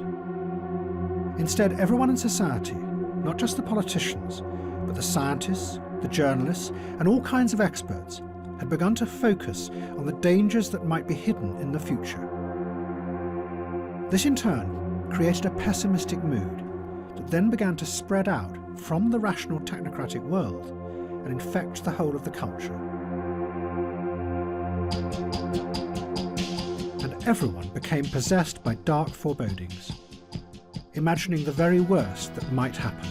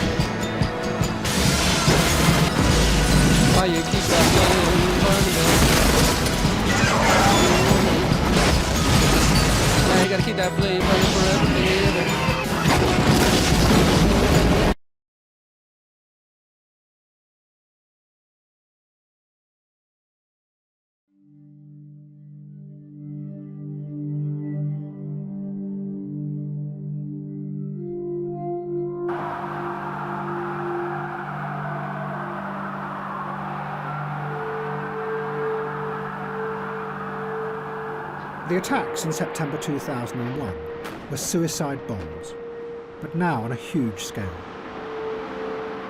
They demonstrated the terrifying power of this new force to penetrate all defences. They had come to kill thousands of Americans on their own soil.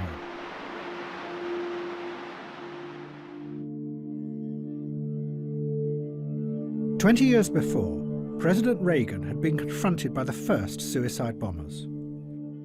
They had been unleashed by President Assad of Syria to force America out of the Middle East. But rather than confront the complexity of Syria and Israel and the Palestinian problem, America had retreated and left Syria and suicide bombing to fester and mutate. They had gone instead for Colonel Gaddafi and turned him into an evil global terrorist. But in the process, this changed the way people saw and understood terrorism. Instead of a violence born out of political struggles for power, it became replaced by a much simpler image of an evil tyrant at the head of a rogue state, who became more like an arch criminal who wanted to terrorize the world.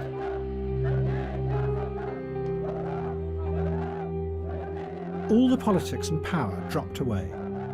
The problem was just them and their evil personalities.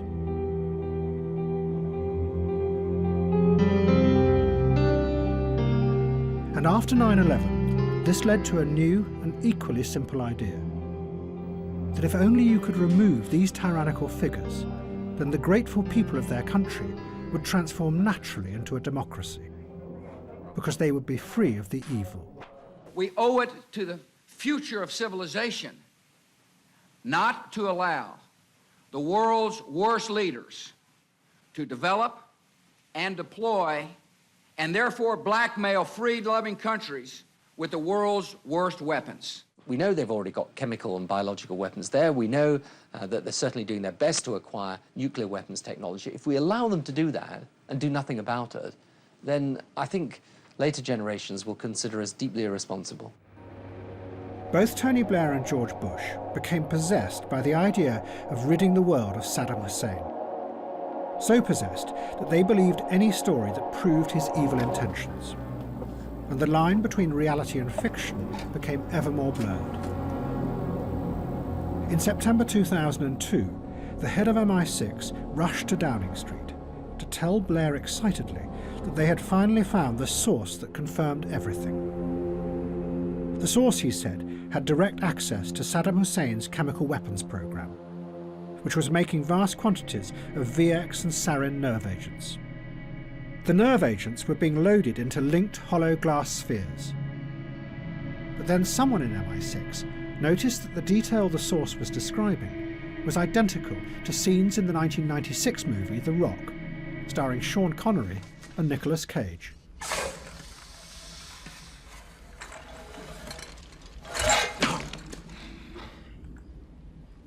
Really elegant string of pearls configuration. Unfortunately, incredibly unstable. Well, what exactly does this stuff do? If the rocket renders it aerosol, it can take out the entire city of people. How? It's a cholinesterase inhibitor. Stops the brain from sending nerve messages down the spinal cord. A later report into the Iraq War pointed out glass containers were not typically used in chemical munitions. Seizes your nervous system. Do not move that! And the informant had obviously seen a popular movie known as The Rock that had inaccurately depicted nerve agents being carried in glass beads or spheres. After your skin melts off. Oh my God. That there is a threat from Saddam Hussein and the weapons of mass destruction that he has acquired is not in doubt at all.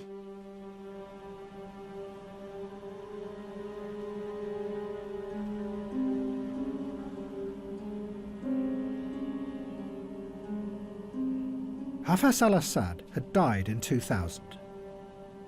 His son Bashar became the new president of Syria.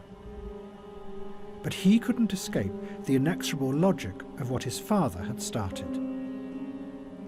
20 years before, his father had sent Shiite suicide bombers to attack the Americans in Lebanon. Now, as America and Britain invaded Iraq, Bashar decided that he would copy his father. But what he was about to let loose would tear the Arab world apart, and then come back to try to destroy him.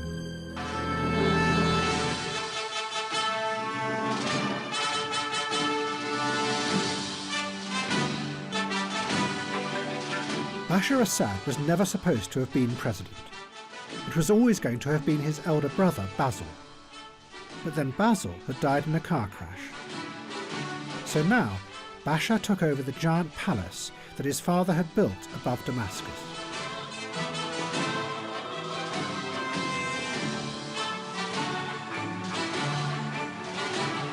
Up to this point, Bashar had not been interested in politics.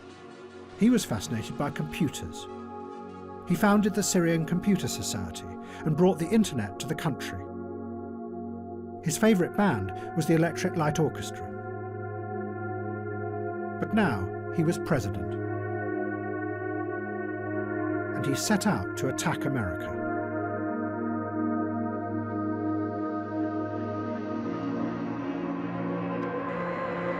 Bashar Assad was convinced that the invasion of Iraq was just the first step of a plot by the Western powers to take over the whole of the Middle East. He knew that the invasion had outraged many of the radical Islamists in Syria, and what they most wanted to do was to go to Iraq and kill Americans.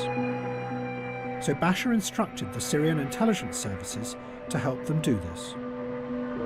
Syrian agents set up a pipeline that began to feed thousands of militants across the border and into the heart of the insurgency. And it grew. Within a year, almost all the foreign fighters from across the world were coming through Syria. And they brought suicide bombing with them. The Americans estimated that 90% of the suicide bombers in Iraq were foreign fighters.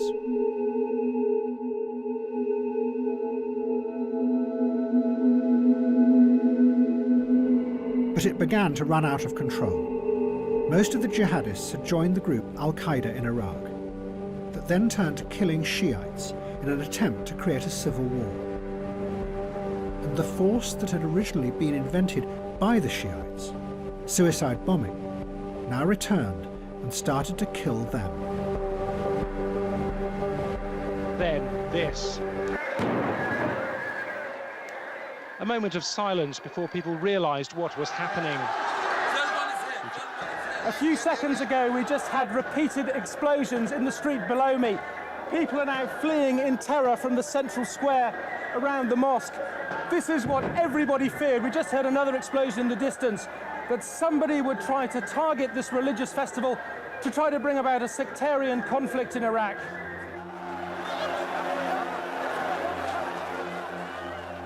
There was panic, a terrified stampede.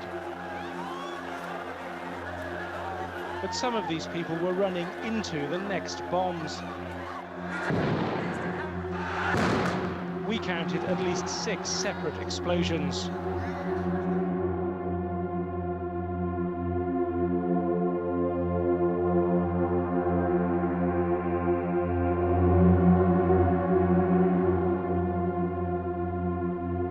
Tony Blair and George Bush were faced by disaster. Iraq was imploding, while at home they were being accused of lying to their own people to justify the invasion.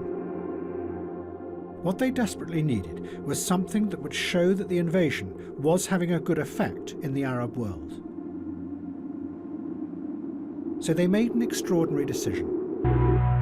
They turned for help to the man who they had always insisted was one of the world's most dangerous tyrants, Colonel Gaddafi. And instead, they set out to make him their new best friend.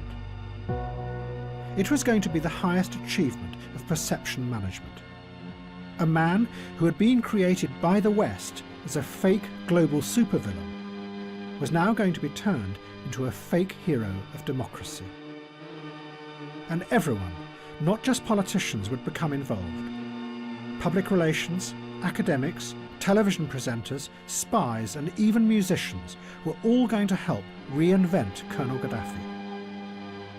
It would show just how many people in the Western establishment had by now become the engineers of this fake world.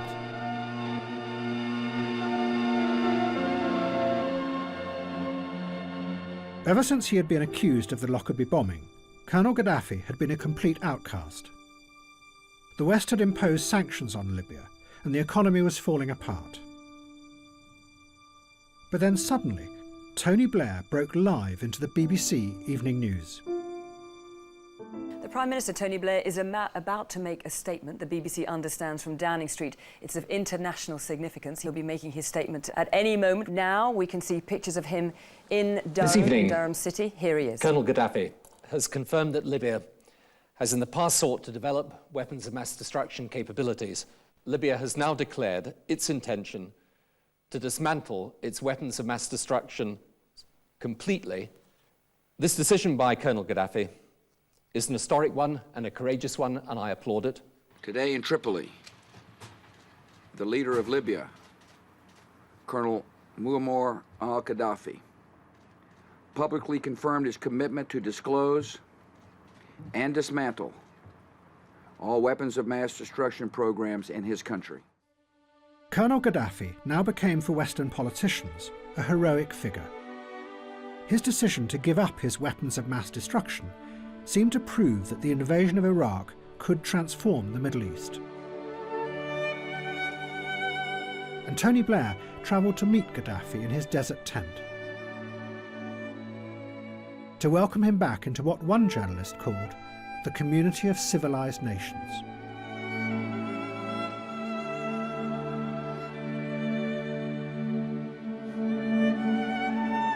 But as in the past, nothing was what it seemed with Colonel Gaddafi. In reality, Gaddafi did not really have the terrifying weapons of mass destruction that he was promising to destroy.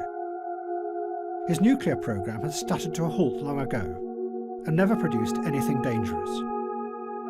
He had managed to buy some equipment on the black market, but his technicians had been unable to assemble it. His biological weapons were non-existent. All he had was some old mustard gas in leaking barrels. But now, he had to pretend to have a terrifying arsenal of weapons, and the West had to pretend that they had avoided another global threat. And then the made-up stories became even more complicated. As part of the deal, the West said that if Gaddafi admitted that Libya had done the Lockerbie bombing, then they would lift the sanctions. But many of those who had investigated Lockerbie were still convinced that Libya hadn't done it, that really it had been Syria. But Colonel Gaddafi confessed. His son Saif was interviewed about this confession. He said that his father was simply pretending that he had been behind the Lockerbie bombing to get the sanctions lifted, that new lies were being built on top of old lies to construct a completely make-believe world. You have to accept, or you had to accept at that time, the responsibility, because you have to accept responsibilities, you have to pay compensation in order to get rid of the sanction. It means we did that not because we are convinced that we did it, but because to find an exit out of this nightmare. So what you're saying is that you accept responsibility, but you're not admitting that you did it? Yes. And this is all a sham, you're saying, just to get sanctions over with so that you can start normal diplomatic relations with the West? Okay. What's wrong with that? It's a very cynical way to behave as a country, isn't it? Many people would say. First of all, I mean, the Americans in the British, they told us to write that letter. They told us to pay compensation. And then they opened their embassies and they restored the relation and they came to us. It was their game, not our game. That's great, thank you. Does the leader know there's a picture on the television? Are you going to tell him? Oh, good, thank you.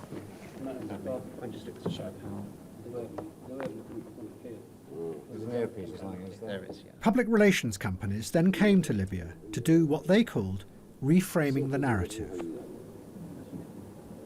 One firm was paid $3 million to turn Gaddafi into what they described as a modern world thinker. Is that going to be there or not? Okay. We're going in 10. They did this by bringing other famous world thinkers and TV presenters out to Libya to meet the colonel and discuss his theories. Hello and welcome to Libya in the Global Age, a conversation with Muammar Gaddafi. But first, let's get the story so far of Libya. One world thinker was called Lord Anthony Giddens. Coincidentally, he had a theory which he called the Third Way, which had inspired Tony Blair. Colonel Gaddafi's own theory was called the Third Universal Theory. Lord Giddens later wrote about his talks with the Libyan leader. Colonel Gaddafi likes my term the Third Way because his own political philosophy is a version of this idea. He makes many intelligent and perceptive points. I leave enlivened and encouraged. After 40 years, the leader of Libya, Muammar Gaddafi. And then Colonel Gaddafi achieved his lifelong dream. He was invited to address the United Nations. He spent almost 2 hours explaining his Third Universal Theory, and also demanded an investigation into the shootings of President Kennedy and Martin Luther King. When he was in New York, Gaddafi was offered a tent, just like the one he had at home, in the gardens of a grand mansion. The man who made the offer was Donald Trump. I mean, I've dealt with everybody. Right. And by the way, I could tell you something else. What? I dealt with Gaddafi. What did I do with Gaddafi? You buried the lead. What'd you do? Yeah. Excuse me. I rented him a piece of land. He paid me more for one night than the land was worth for the whole year or for 2 years. And then I didn't let him use the land. That's what we should be doing. Was that over in New Jersey? I don't want to use the word screw, but I screwed him. That's what we should be doing.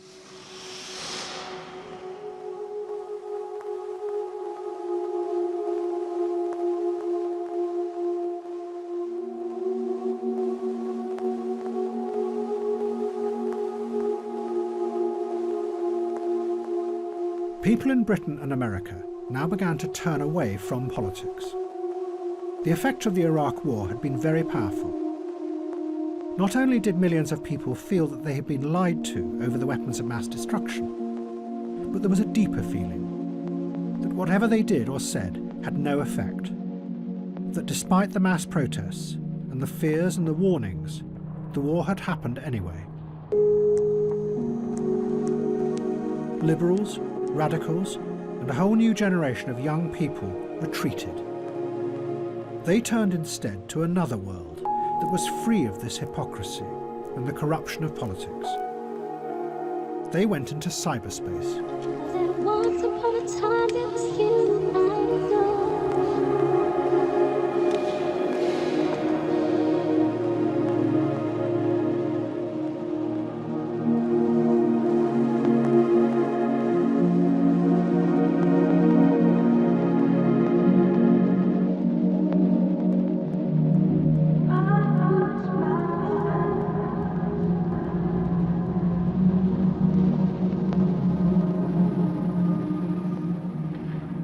By now, cyberspace had become even more sophisticated and responsive to human interaction.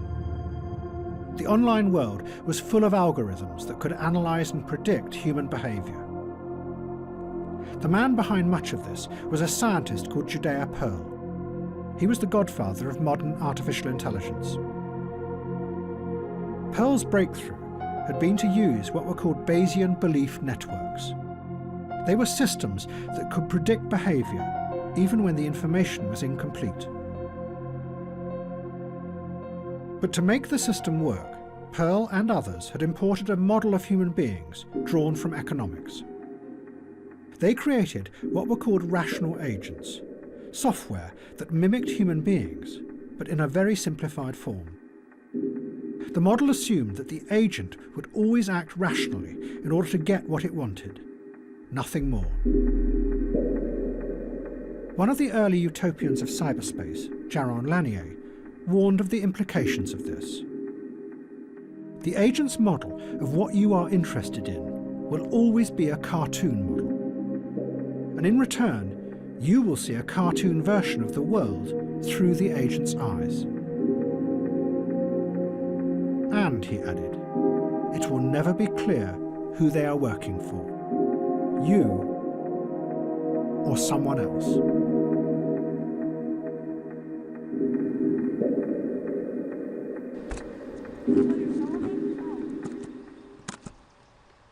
New technology began to allow people to upload millions of images and videos into cyberspace. And the web, which up to that point had seemed like an abstract other world, began to look and feel like the real world. No, not like that. From videos of animals, personal moments of experience, extraordinary events, to horrific terror videos, more and more was uploaded.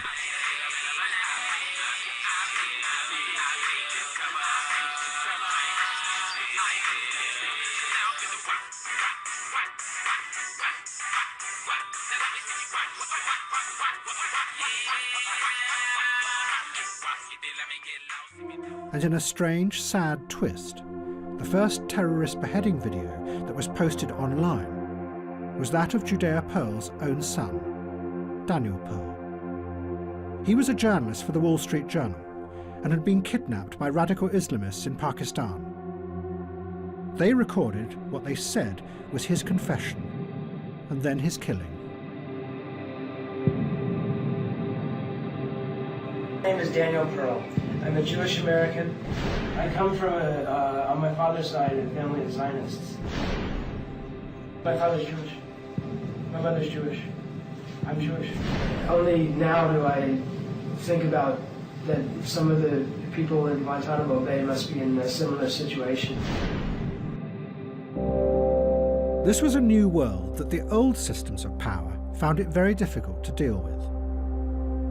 In the wake of the 9/11 attacks, the security agencies secretly collected data from millions of people online. One program was called Optic Nerve. It took stills from the webcam conversations of millions of people across the world, trying to spot terrorists planning another attack. The program did not discover a single terrorist, but it did discover something else. A top-secret assessment said, Unfortunately, there are issues with undesirable images within the data. It would appear that a surprising number of people are using webcam conversations to show intimate parts of their body to the other person. Also, the fact that the software allows more than one person to view a webcam stream means that it appears to be being used to broadcast pornography.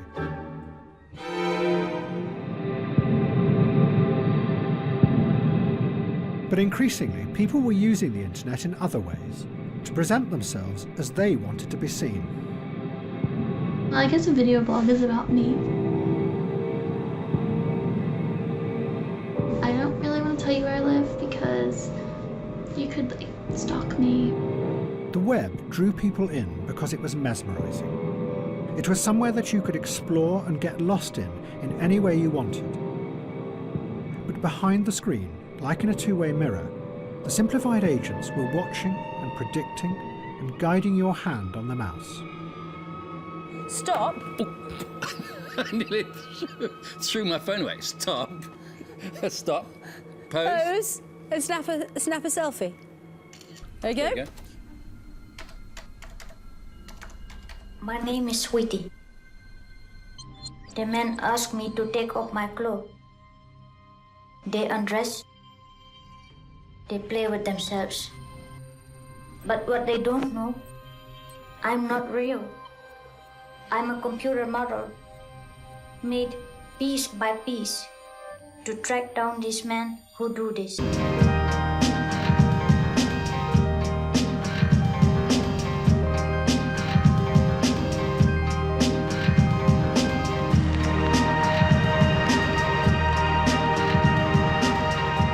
As the intelligence systems online gathered ever more data, new forms of guidance began to emerge. Social media created filters, complex algorithms that looked at what individuals liked and then fed more of the same back to them.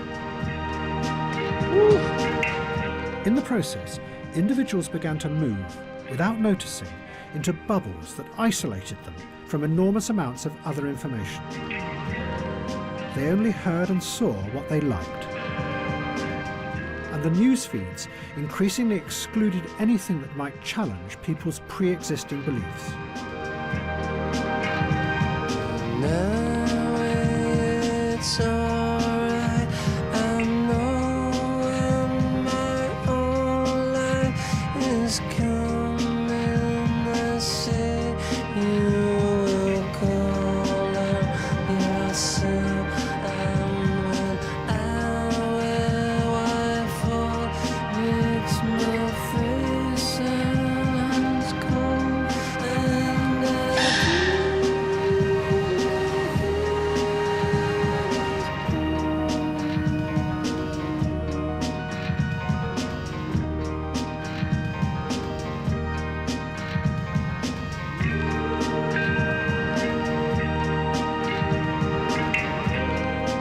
The version of cyberspace that was rising up seemed to be very much like William Gibson's original vision.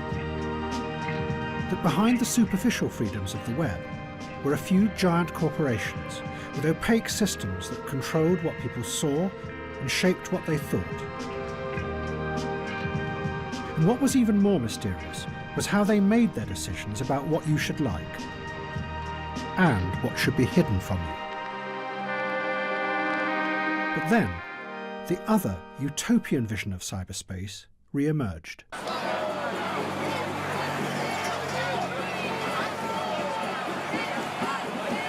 Taking over the roadway.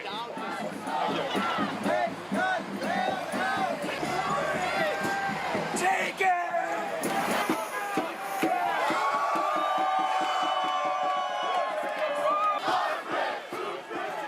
After the financial crash of 2008, the politicians saved the banks. But they did practically nothing about the massive corruption that was revealed in its wake. And the reason they gave was that it might destabilise the system. Public anger burst out. The Occupy movement took over Wall Street, and then the Senate in Washington. The issue is that certain individuals that are very wealthy have pretty much corrupted our political system, And this is like the heart of it. I mean, this is a Senate building. These people have been bought off, and they basically corrupted our democracy, and it's literally killing people. I'm an Iraqi war vet. I went to Iraq in 2009 to see what happens firsthand when we let corruption rule our government and our democracy, and we're coming here today basically just to raise awareness. What drove the Occupy movement was the original dream of the internet that people like John Perry Barlow had outlined in the early 1990s. In his declaration of the independence of cyberspace, Barlow had described a new world, free of politics and the old hierarchies of power. A space where people connected together as equals in a network, and built a new society without leaders. Now, the Occupy movement set out to build that kind of society in the real world. The camps were to be the models. All the meetings used the idea of the human microphone. People throughout the crowd repeated a speaker's words so everyone could hear them. We are now going to vote on whether to stay here for the next 2 hours or leave now. But if someone wanted to challenge the speaker, the human amplifiers also had to repeat their words. So their voice had equal power. What she said. What she said. What's that? What's that? The proposal. Each person was an autonomous individual who expressed what they believed. But together they became components in a network that organised itself through the feedback of information around the system. You could organise people without the exercise of power. Protests in Egypt.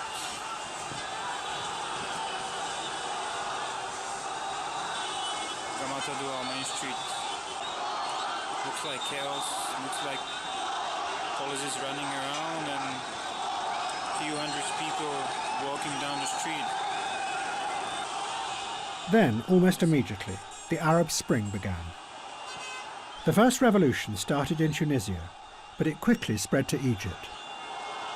On January the 25th, 2011, thousands of Egyptians came out in groups across Cairo and then started moving towards Tahrir Square. It seemed like a spontaneous uprising, but the internet had played a key role in organising the groups. One of the main activists was an Egyptian computer engineer called Wael Ghonim. He worked for Google in Egypt, but he had also set up the Facebook site that played the key role in organising the first protests. As hundreds of thousands took over Tahrir Square, Ghonim gave an interview on Egyptian TV. ما كانوش مصدقين يعني ايه شويه شباب على انا كنت بسميهم على الصفحه زمان عيال الفيسبوك. هم كانوا بيسمونا زمان ايام وقفات خالد سعيد في اول ما طلعنا خالص شويه العيال اللي على الفيسبوك اللي بيعملوا شويه دوشه مش مصدقين ان الشباب دول نزلوا بعشرات الالاف يوم ال 25. فارجوكم يا جماعه مفيش ابطال، الابطال هم الناس اللي في الشارع، الابطال هو كل واحد فينا، مفيش النهارده واحد راكب الحصان هو اللي بيضرب السرج ويحرك الناس، اوعى حد يضحك عليكم ويقول لكم كده. دي ثورة شباب الانترنت، دي ثورة شباب الانترنت اللي بقت بعد كده ثورة شباب مصر، اللي بعد كده بقت ثورة كل مصر. But Ghonim was also overwhelmed by the power this new technology had. That a computer engineer with a keyboard could call out thousands of people, some of whom then died in the midst of the protests. أنا عايز أقول لكل أم وكل أب بجد فقد ابنه. أنا آسف بس دي مش غلطتنا. والله العظيم غلطتنا. دي غلطة كل واحد كان ماسك في السلطة ومثبت فيها.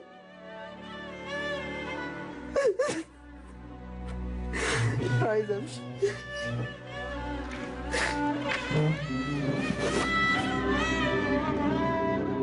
Many liberals in the West saw this as proof of the revolutionary power of the internet.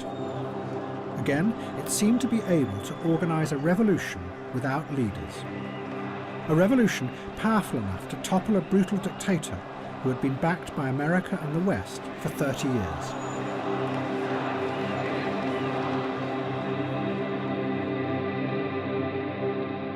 But the internet radicals were not the only ones who saw their dreams being fulfilled in the Arab Spring.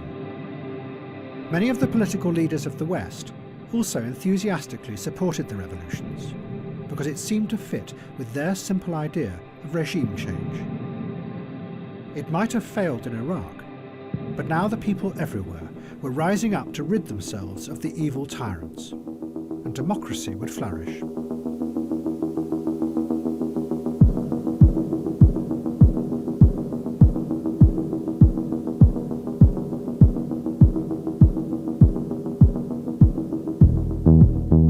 So when an uprising began in Libya, Britain, France and America supported it. And suddenly, Colonel Gaddafi stopped being a hero of the West.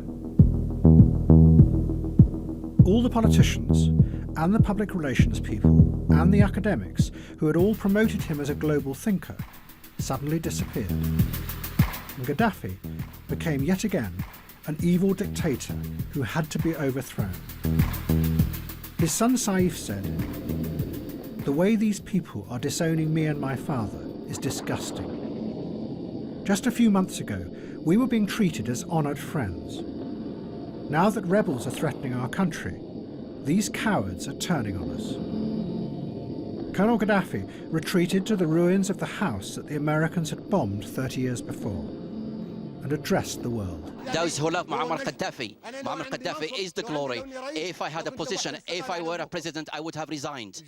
I would have thrown my resignation in your face. But I have no position, no post. I have nowhere to resign from. I have my gun. I have my rifle to fight for Libya. Withdraw your children from the streets. Take your children back. They are dragging your children, they're making your children drunk, and they're sending them to hell. Your children will die. What for?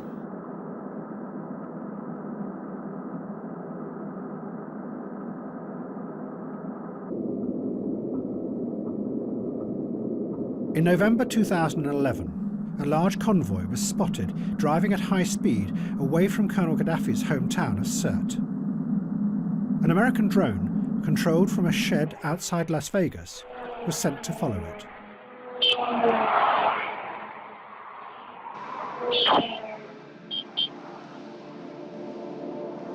The operator fired a missile at the lead car of the convoy.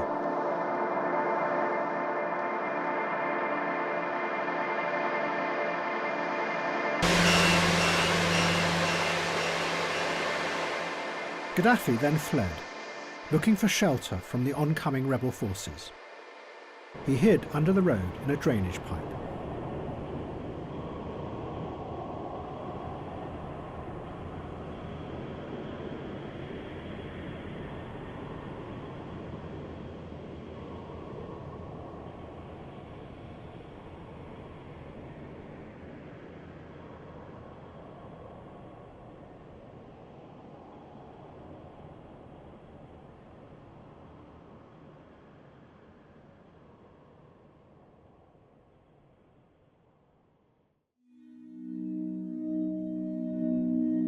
But instead of becoming a democracy, Libya began to descend into chaos.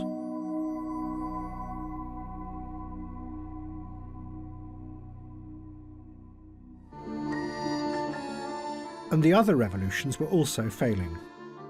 The Occupy camps had become trapped in endless meetings, and it became clear that there was a terrible confusion at the heart of the movement. The radicals had believed that if they could create a new way of organising people, then a new society would emerge. But what they did not have was a picture of what that society would be like, a vision of the future. The truth was that their revolution was not about an idea. It was about how you manage things. And those who had started the revolution in Egypt came face to face with the same terrible fact. Social media had helped to bring people together in Tahrir Square. But once there, the internet gave no clue as to what kind of new society they could create in Egypt. The movement stalled. And a group that did have a powerful idea, the Muslim Brotherhood, rushed in to fill the vacuum. The Brotherhood took power in an election, and one of them, Mohamed Morsi, became president. The liberals and the left were shocked, and bit by bit they turned back to the military, protesting, asking them to save the revolution from being captured by Islamists. In the spring of 2013, the military took action. They arrested the president and killed hundreds of his supporters who protested. And an extraordinary spectacle unfolded in Tahrir Square. Thousands of the liberal activists who had begun the revolution 2 years before, summoned by social media, now welcomed the military back by waving their laser pens at the helicopters flying overhead.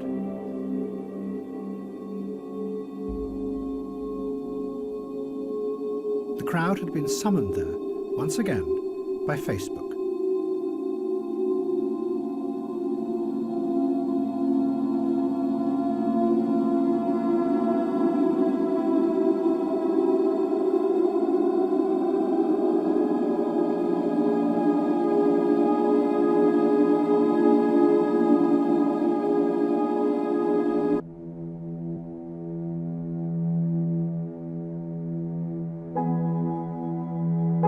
After the failure of the revolutions, it was not just the radicals.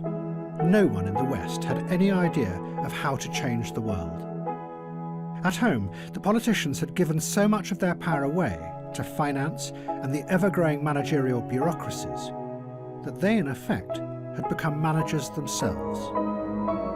While abroad, all their adventures had failed, and their simplistic vision of the world had been exposed as dangerous and destructive.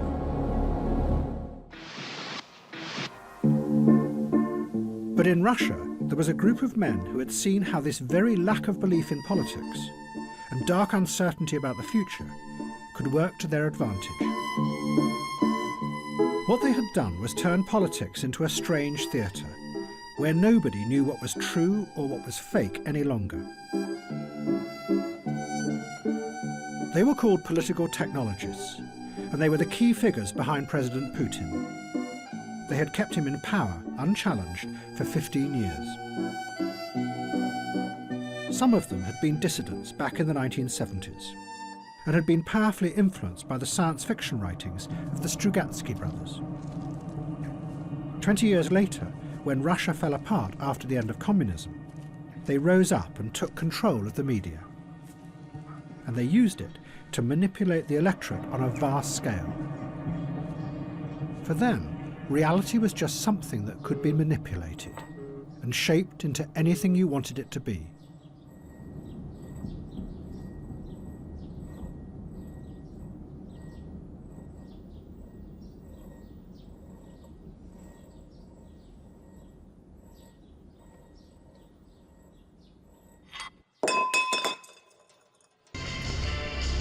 But then a technologist emerged who went much further, and his ideas would become central to Putin's grip on power.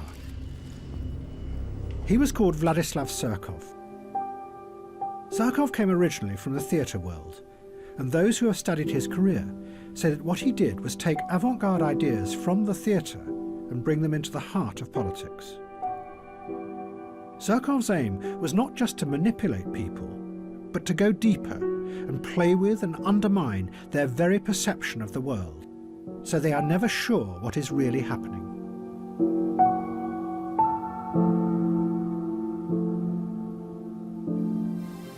Surkov turned Russian politics into a bewildering, constantly changing piece of theatre.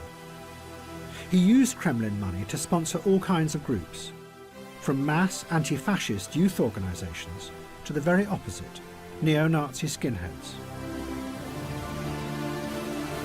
And liberal human rights groups who then attacked the government. Surkov even backed whole political parties that were opposed to President Putin. But the key thing was that Surkov then let it be known that this was what he was doing, which meant that no one was sure what was real or what was fake in modern Russia. As one journalist put it, it's a strategy of power that keeps any opposition constantly confused. A ceaseless shape-shifting that is unstoppable because it is indefinable. Meanwhile, real power was elsewhere, hidden away behind the stage, exercised without anyone seeing it. And then, the same thing seemed to start happening in the West. By now, it was becoming ever more clear that the system had deep flaws. Every month, there were new revelations of most of the bank's involvement in global corruption, of massive tax avoidance by all the major corporations, of the secret surveillance of everyone's emails by the National Security Agency. Yet no one was prosecuted, except for a few people at the lowest levels. And behind it all, the massive inequality kept on growing. Yet the structure of power remained the same. Nothing ever changed, because nothing could be allowed to destabilize the system. But then, the shape-shifting began. Thank you very much. So nice. So amazing. So amazing. What? That's okay. I love you more, okay? The campaign that Donald Trump ran was unlike anything before in politics. Nothing was fixed. What he said, who he attacked, and how he attacked them was constantly changing and shifting. Trump attacked his Republican rivals as being all part of a broken and corrupt system, a politics where everyone could be bought, using words that could have come from the Occupy movement. You've also donated to several Democratic candidates, Hillary Clinton included, Nancy Pelosi. You explained away those donations, saying you did that to get business-related favors. And you said recently, quote, "When you give, they do whatever the hell you want them to do." You better believe it. So what specifically did they do? If I ask them, if I need them, you know, most of the people on this stage I've given to, just so you understand, a lot of money. I will tell you that our system is broken. I give to many people. Before 2 months ago, I was a businessman. I give to everybody. When they call, I give. And you know what? When I need something from them, 2 years later, 3 years later, I call them. They are there for me. And that's a broken system. But at the same time, Trump used the language of the extreme racist right in America, connecting with people's darkest fears, pushing them and bringing those fears out into the open. Get the fuck out of here! Our country, motherfucker! Our country! Proud fucking American! Made in USA, bitch! Made in fucking USA! Don't fucking cook my burrito, bitch! Don't fucking make my tortilla, motherfucker! And build that fucking wall for me! Trump! I love Trump! Fuck you! I love my country! Yeah! I'll fuck like at least 10 of you up in one fucking city, you fucking pussy! Come on! Many of the facts that Trump asserted were also completely untrue. But Trump didn't care. He and his audience knew that much of what he said bore little relationship to reality. Thank you very much. This meant that Trump defeated journalism, because the journalists' central belief was that their job was to expose lies and assert the truth. Greatly appreciated. With Trump, this became irrelevant. Not surprisingly, Vladimir Putin admired this. Что вы думаете о Дональде Трампе? Ну, он яркий очень человек, талантливый, без всяких сомнений. Но это не наше дело определять его достоинство, это дело избирателей в Соединенных Штатах. Но он абсолютный лидер, мы сегодня видим, президентской гонки. Он говорит о том, что хочет перейти к другому уровню отношений, более плотному, глубокому уровню отношений с Россией. Ну, разве мы можем это не приветствовать? Конечно, мы это приветствуем. Все, что касается внутриполитических вещей, его обороты речи, что он использует для повышения своей популярности, повторяю еще раз, это не наше дело оценивать эту его работу.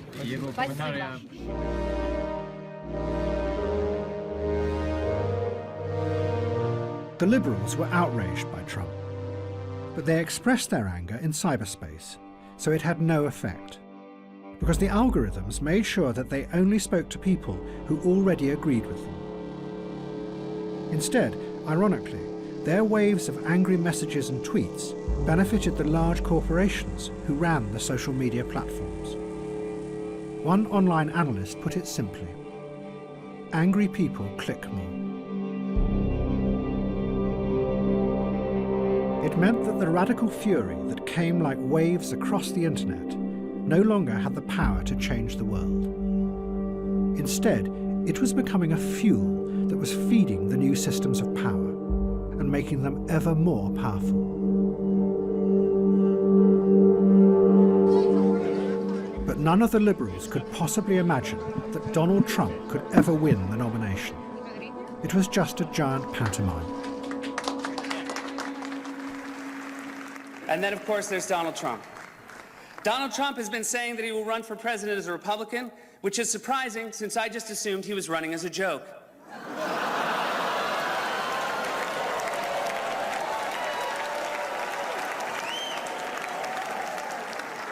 Donald Trump often appears on Fox, which is ironic because a fox often appears on Donald Trump's head.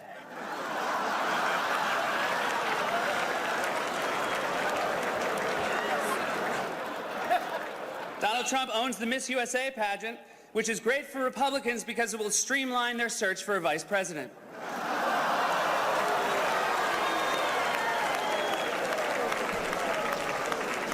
Donald Trump said recently he has a great relationship with the blacks, though unless the blacks are a family of white people, I bet he's mistaken.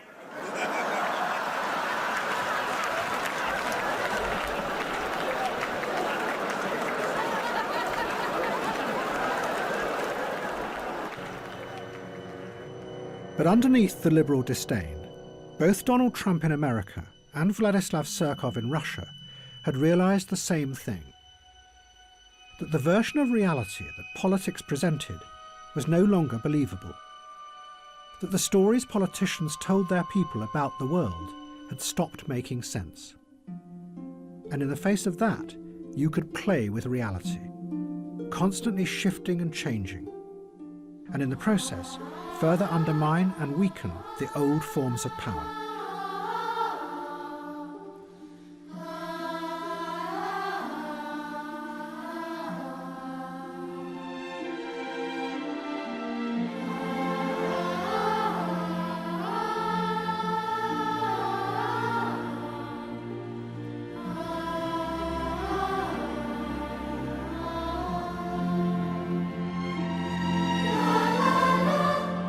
And there was another force that was about to dramatically reveal just how weak politics had become in the West: Syria.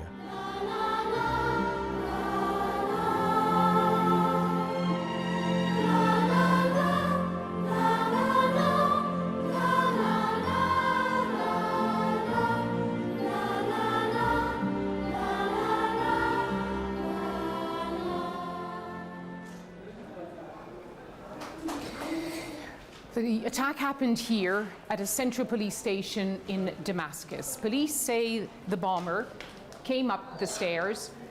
Police then opened fire, and then police say he detonated the explosives. And the damage is here to see. Behind me, the pockmarked walls where the ball bearings hit. Blood splattered on the walls. And the force of the blast caused walls to collapse. And everything is topsy-turvy, everything destroyed.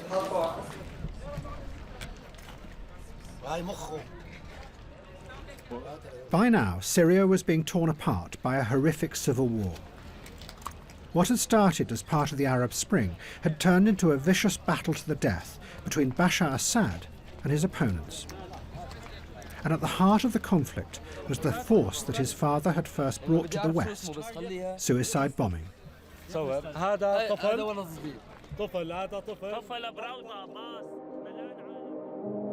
in the 1980s, Bashar Assad's father had seen suicide bombing as a weapon he could use to force the Americans out of the Middle East. But over the next 30 years, it had shifted and mutated into something that had now ended up doing the very opposite, tearing the Arab world apart. Hafez al-Assad's dream of a powerful and united Arab world was now destroyed. In Iraq, extremist Sunni groups had used suicide bombing as a way to start a sectarian war. And now, groups like ISIS brought the same techniques into Syria to attack not just Assad's son, but his fellow Shiites.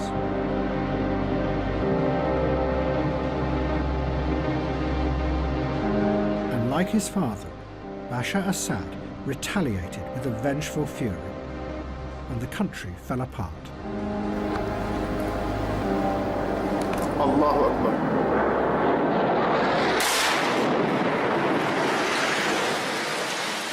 Allahu Akbar. Allahu Akbar.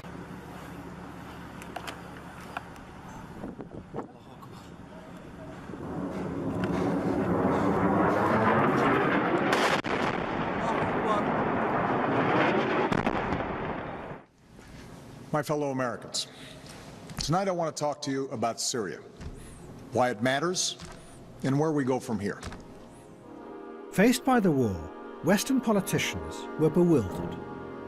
They insisted that Bashar Assad was evil. But then it turned out that his enemies were more evil and more horrific than him.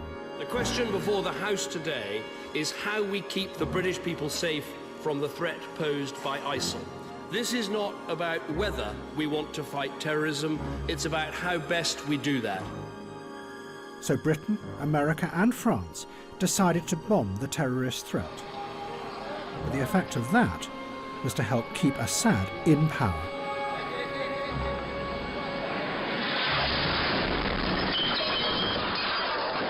Then it became more confusing. Suddenly, the Russians intervened. President Putin sent hundreds of planes and combat troops to support Assad. But no one knew what their underlying aim was. They seemed to be using a strategy that Vladislav Surkov had developed in the Ukraine. He called it non-linear warfare. It was a new kind of war, where you never know what the enemy are really up to. Allahu Akbar. The underlying aim, Surkov said, was not to win the war, but to use the conflict to create a constant state of destabilized perception in order to manage and control. Allahu Akbar.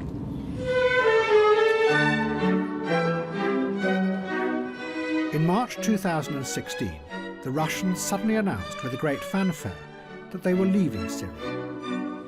And a concert was held in the ruins of Palmyra to celebrate the withdrawal. But in reality, the Russians never left. They are still there, and still no one knows what they really want. كانت الأمور أسهل مما كنا نتصور رغم أن هذا المكان كان له أهمية. And within Syria, there was a new Islamist ideologist who was determined to exploit the growing uncertainties in Europe and America. He was called Abu Musab al-Suri, the Syrian. وبالمثال هذا يقع فيه كثير من الكتاب الذين اختاروا أن يكونوا كتاب جهاديين وكتاب للجهاد وما مارسوا الجهاد ولا Al-Suri had originally worked with Osama bin Laden in Afghanistan, but he had turned against him. Al-Suri gave lectures that had a powerful effect on the Islamist movement. He argued that bin Laden had been wrong to attack the West head-on, because it created a massive military response that had almost destroyed Islamism. Instead, al-Suri said, independent groups or individuals should stage random small-scale attacks on civilians in Europe and America. The aim was to spread fear, uncertainty and doubt, and undermine the already failing authority of Western politicians.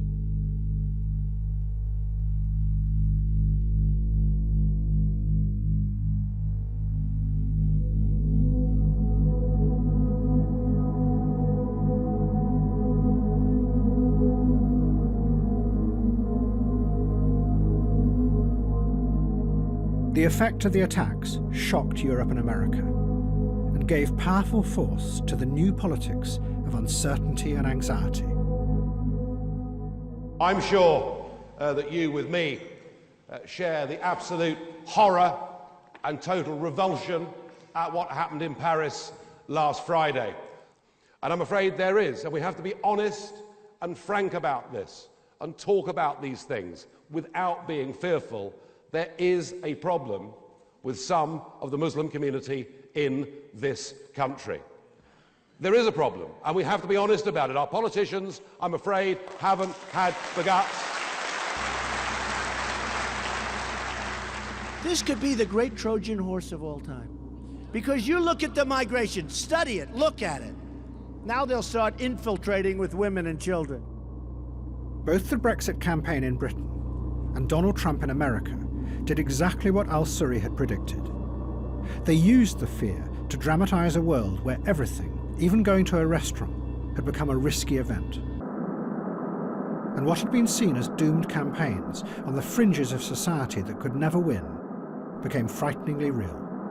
I am genuinely freaked out right now about this whole Brexit thing, because we'd all been told that it wasn't going to happen, like it was going away from Brexiting and onto the staying. And because I had this like bedrock belief, I have friends who like live and work in London, they said, oh, don't worry, we're very sensible people. This isn't going to happen. It's a lot of talk, but that we don't do that sort of stuff here. They were wrong. And it really kind of crushes my view of like what can happen that is bad that we don't think is going to happen. Like, it's just not supposed to happen.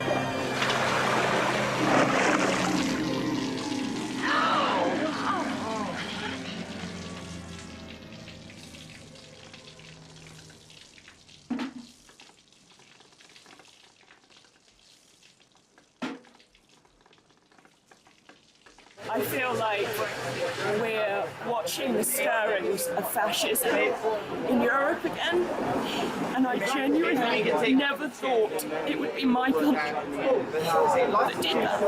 I thought this would be America. I thought America was the people who were so filled with hate, not us. And I'm so disappointed.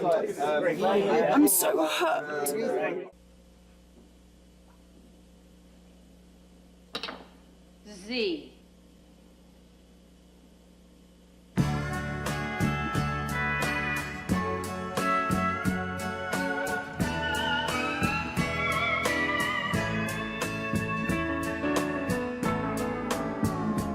You must think my bed's a bus stop. The way you come and go, I ain't seen you with the lights on 2 nights in a row. So pack your rusty razor. Don't bother with goodbye. Your cup runneth over, but mine's always dry. Standing room only, I can't stand no more. Standing room only, outside my door.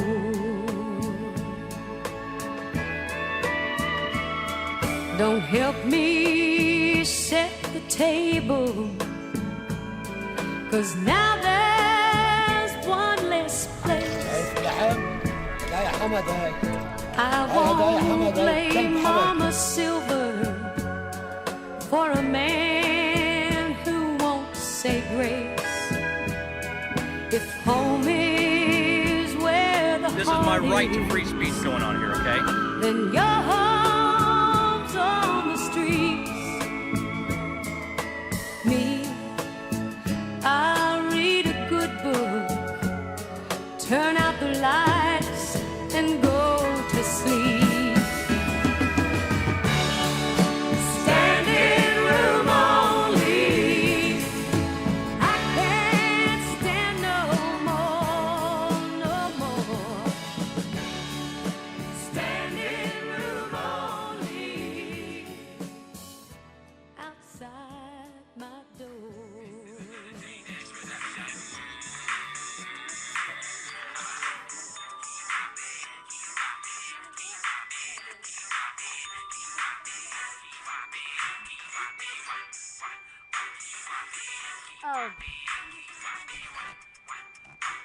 Brady, you're on video. Say bye, Heather.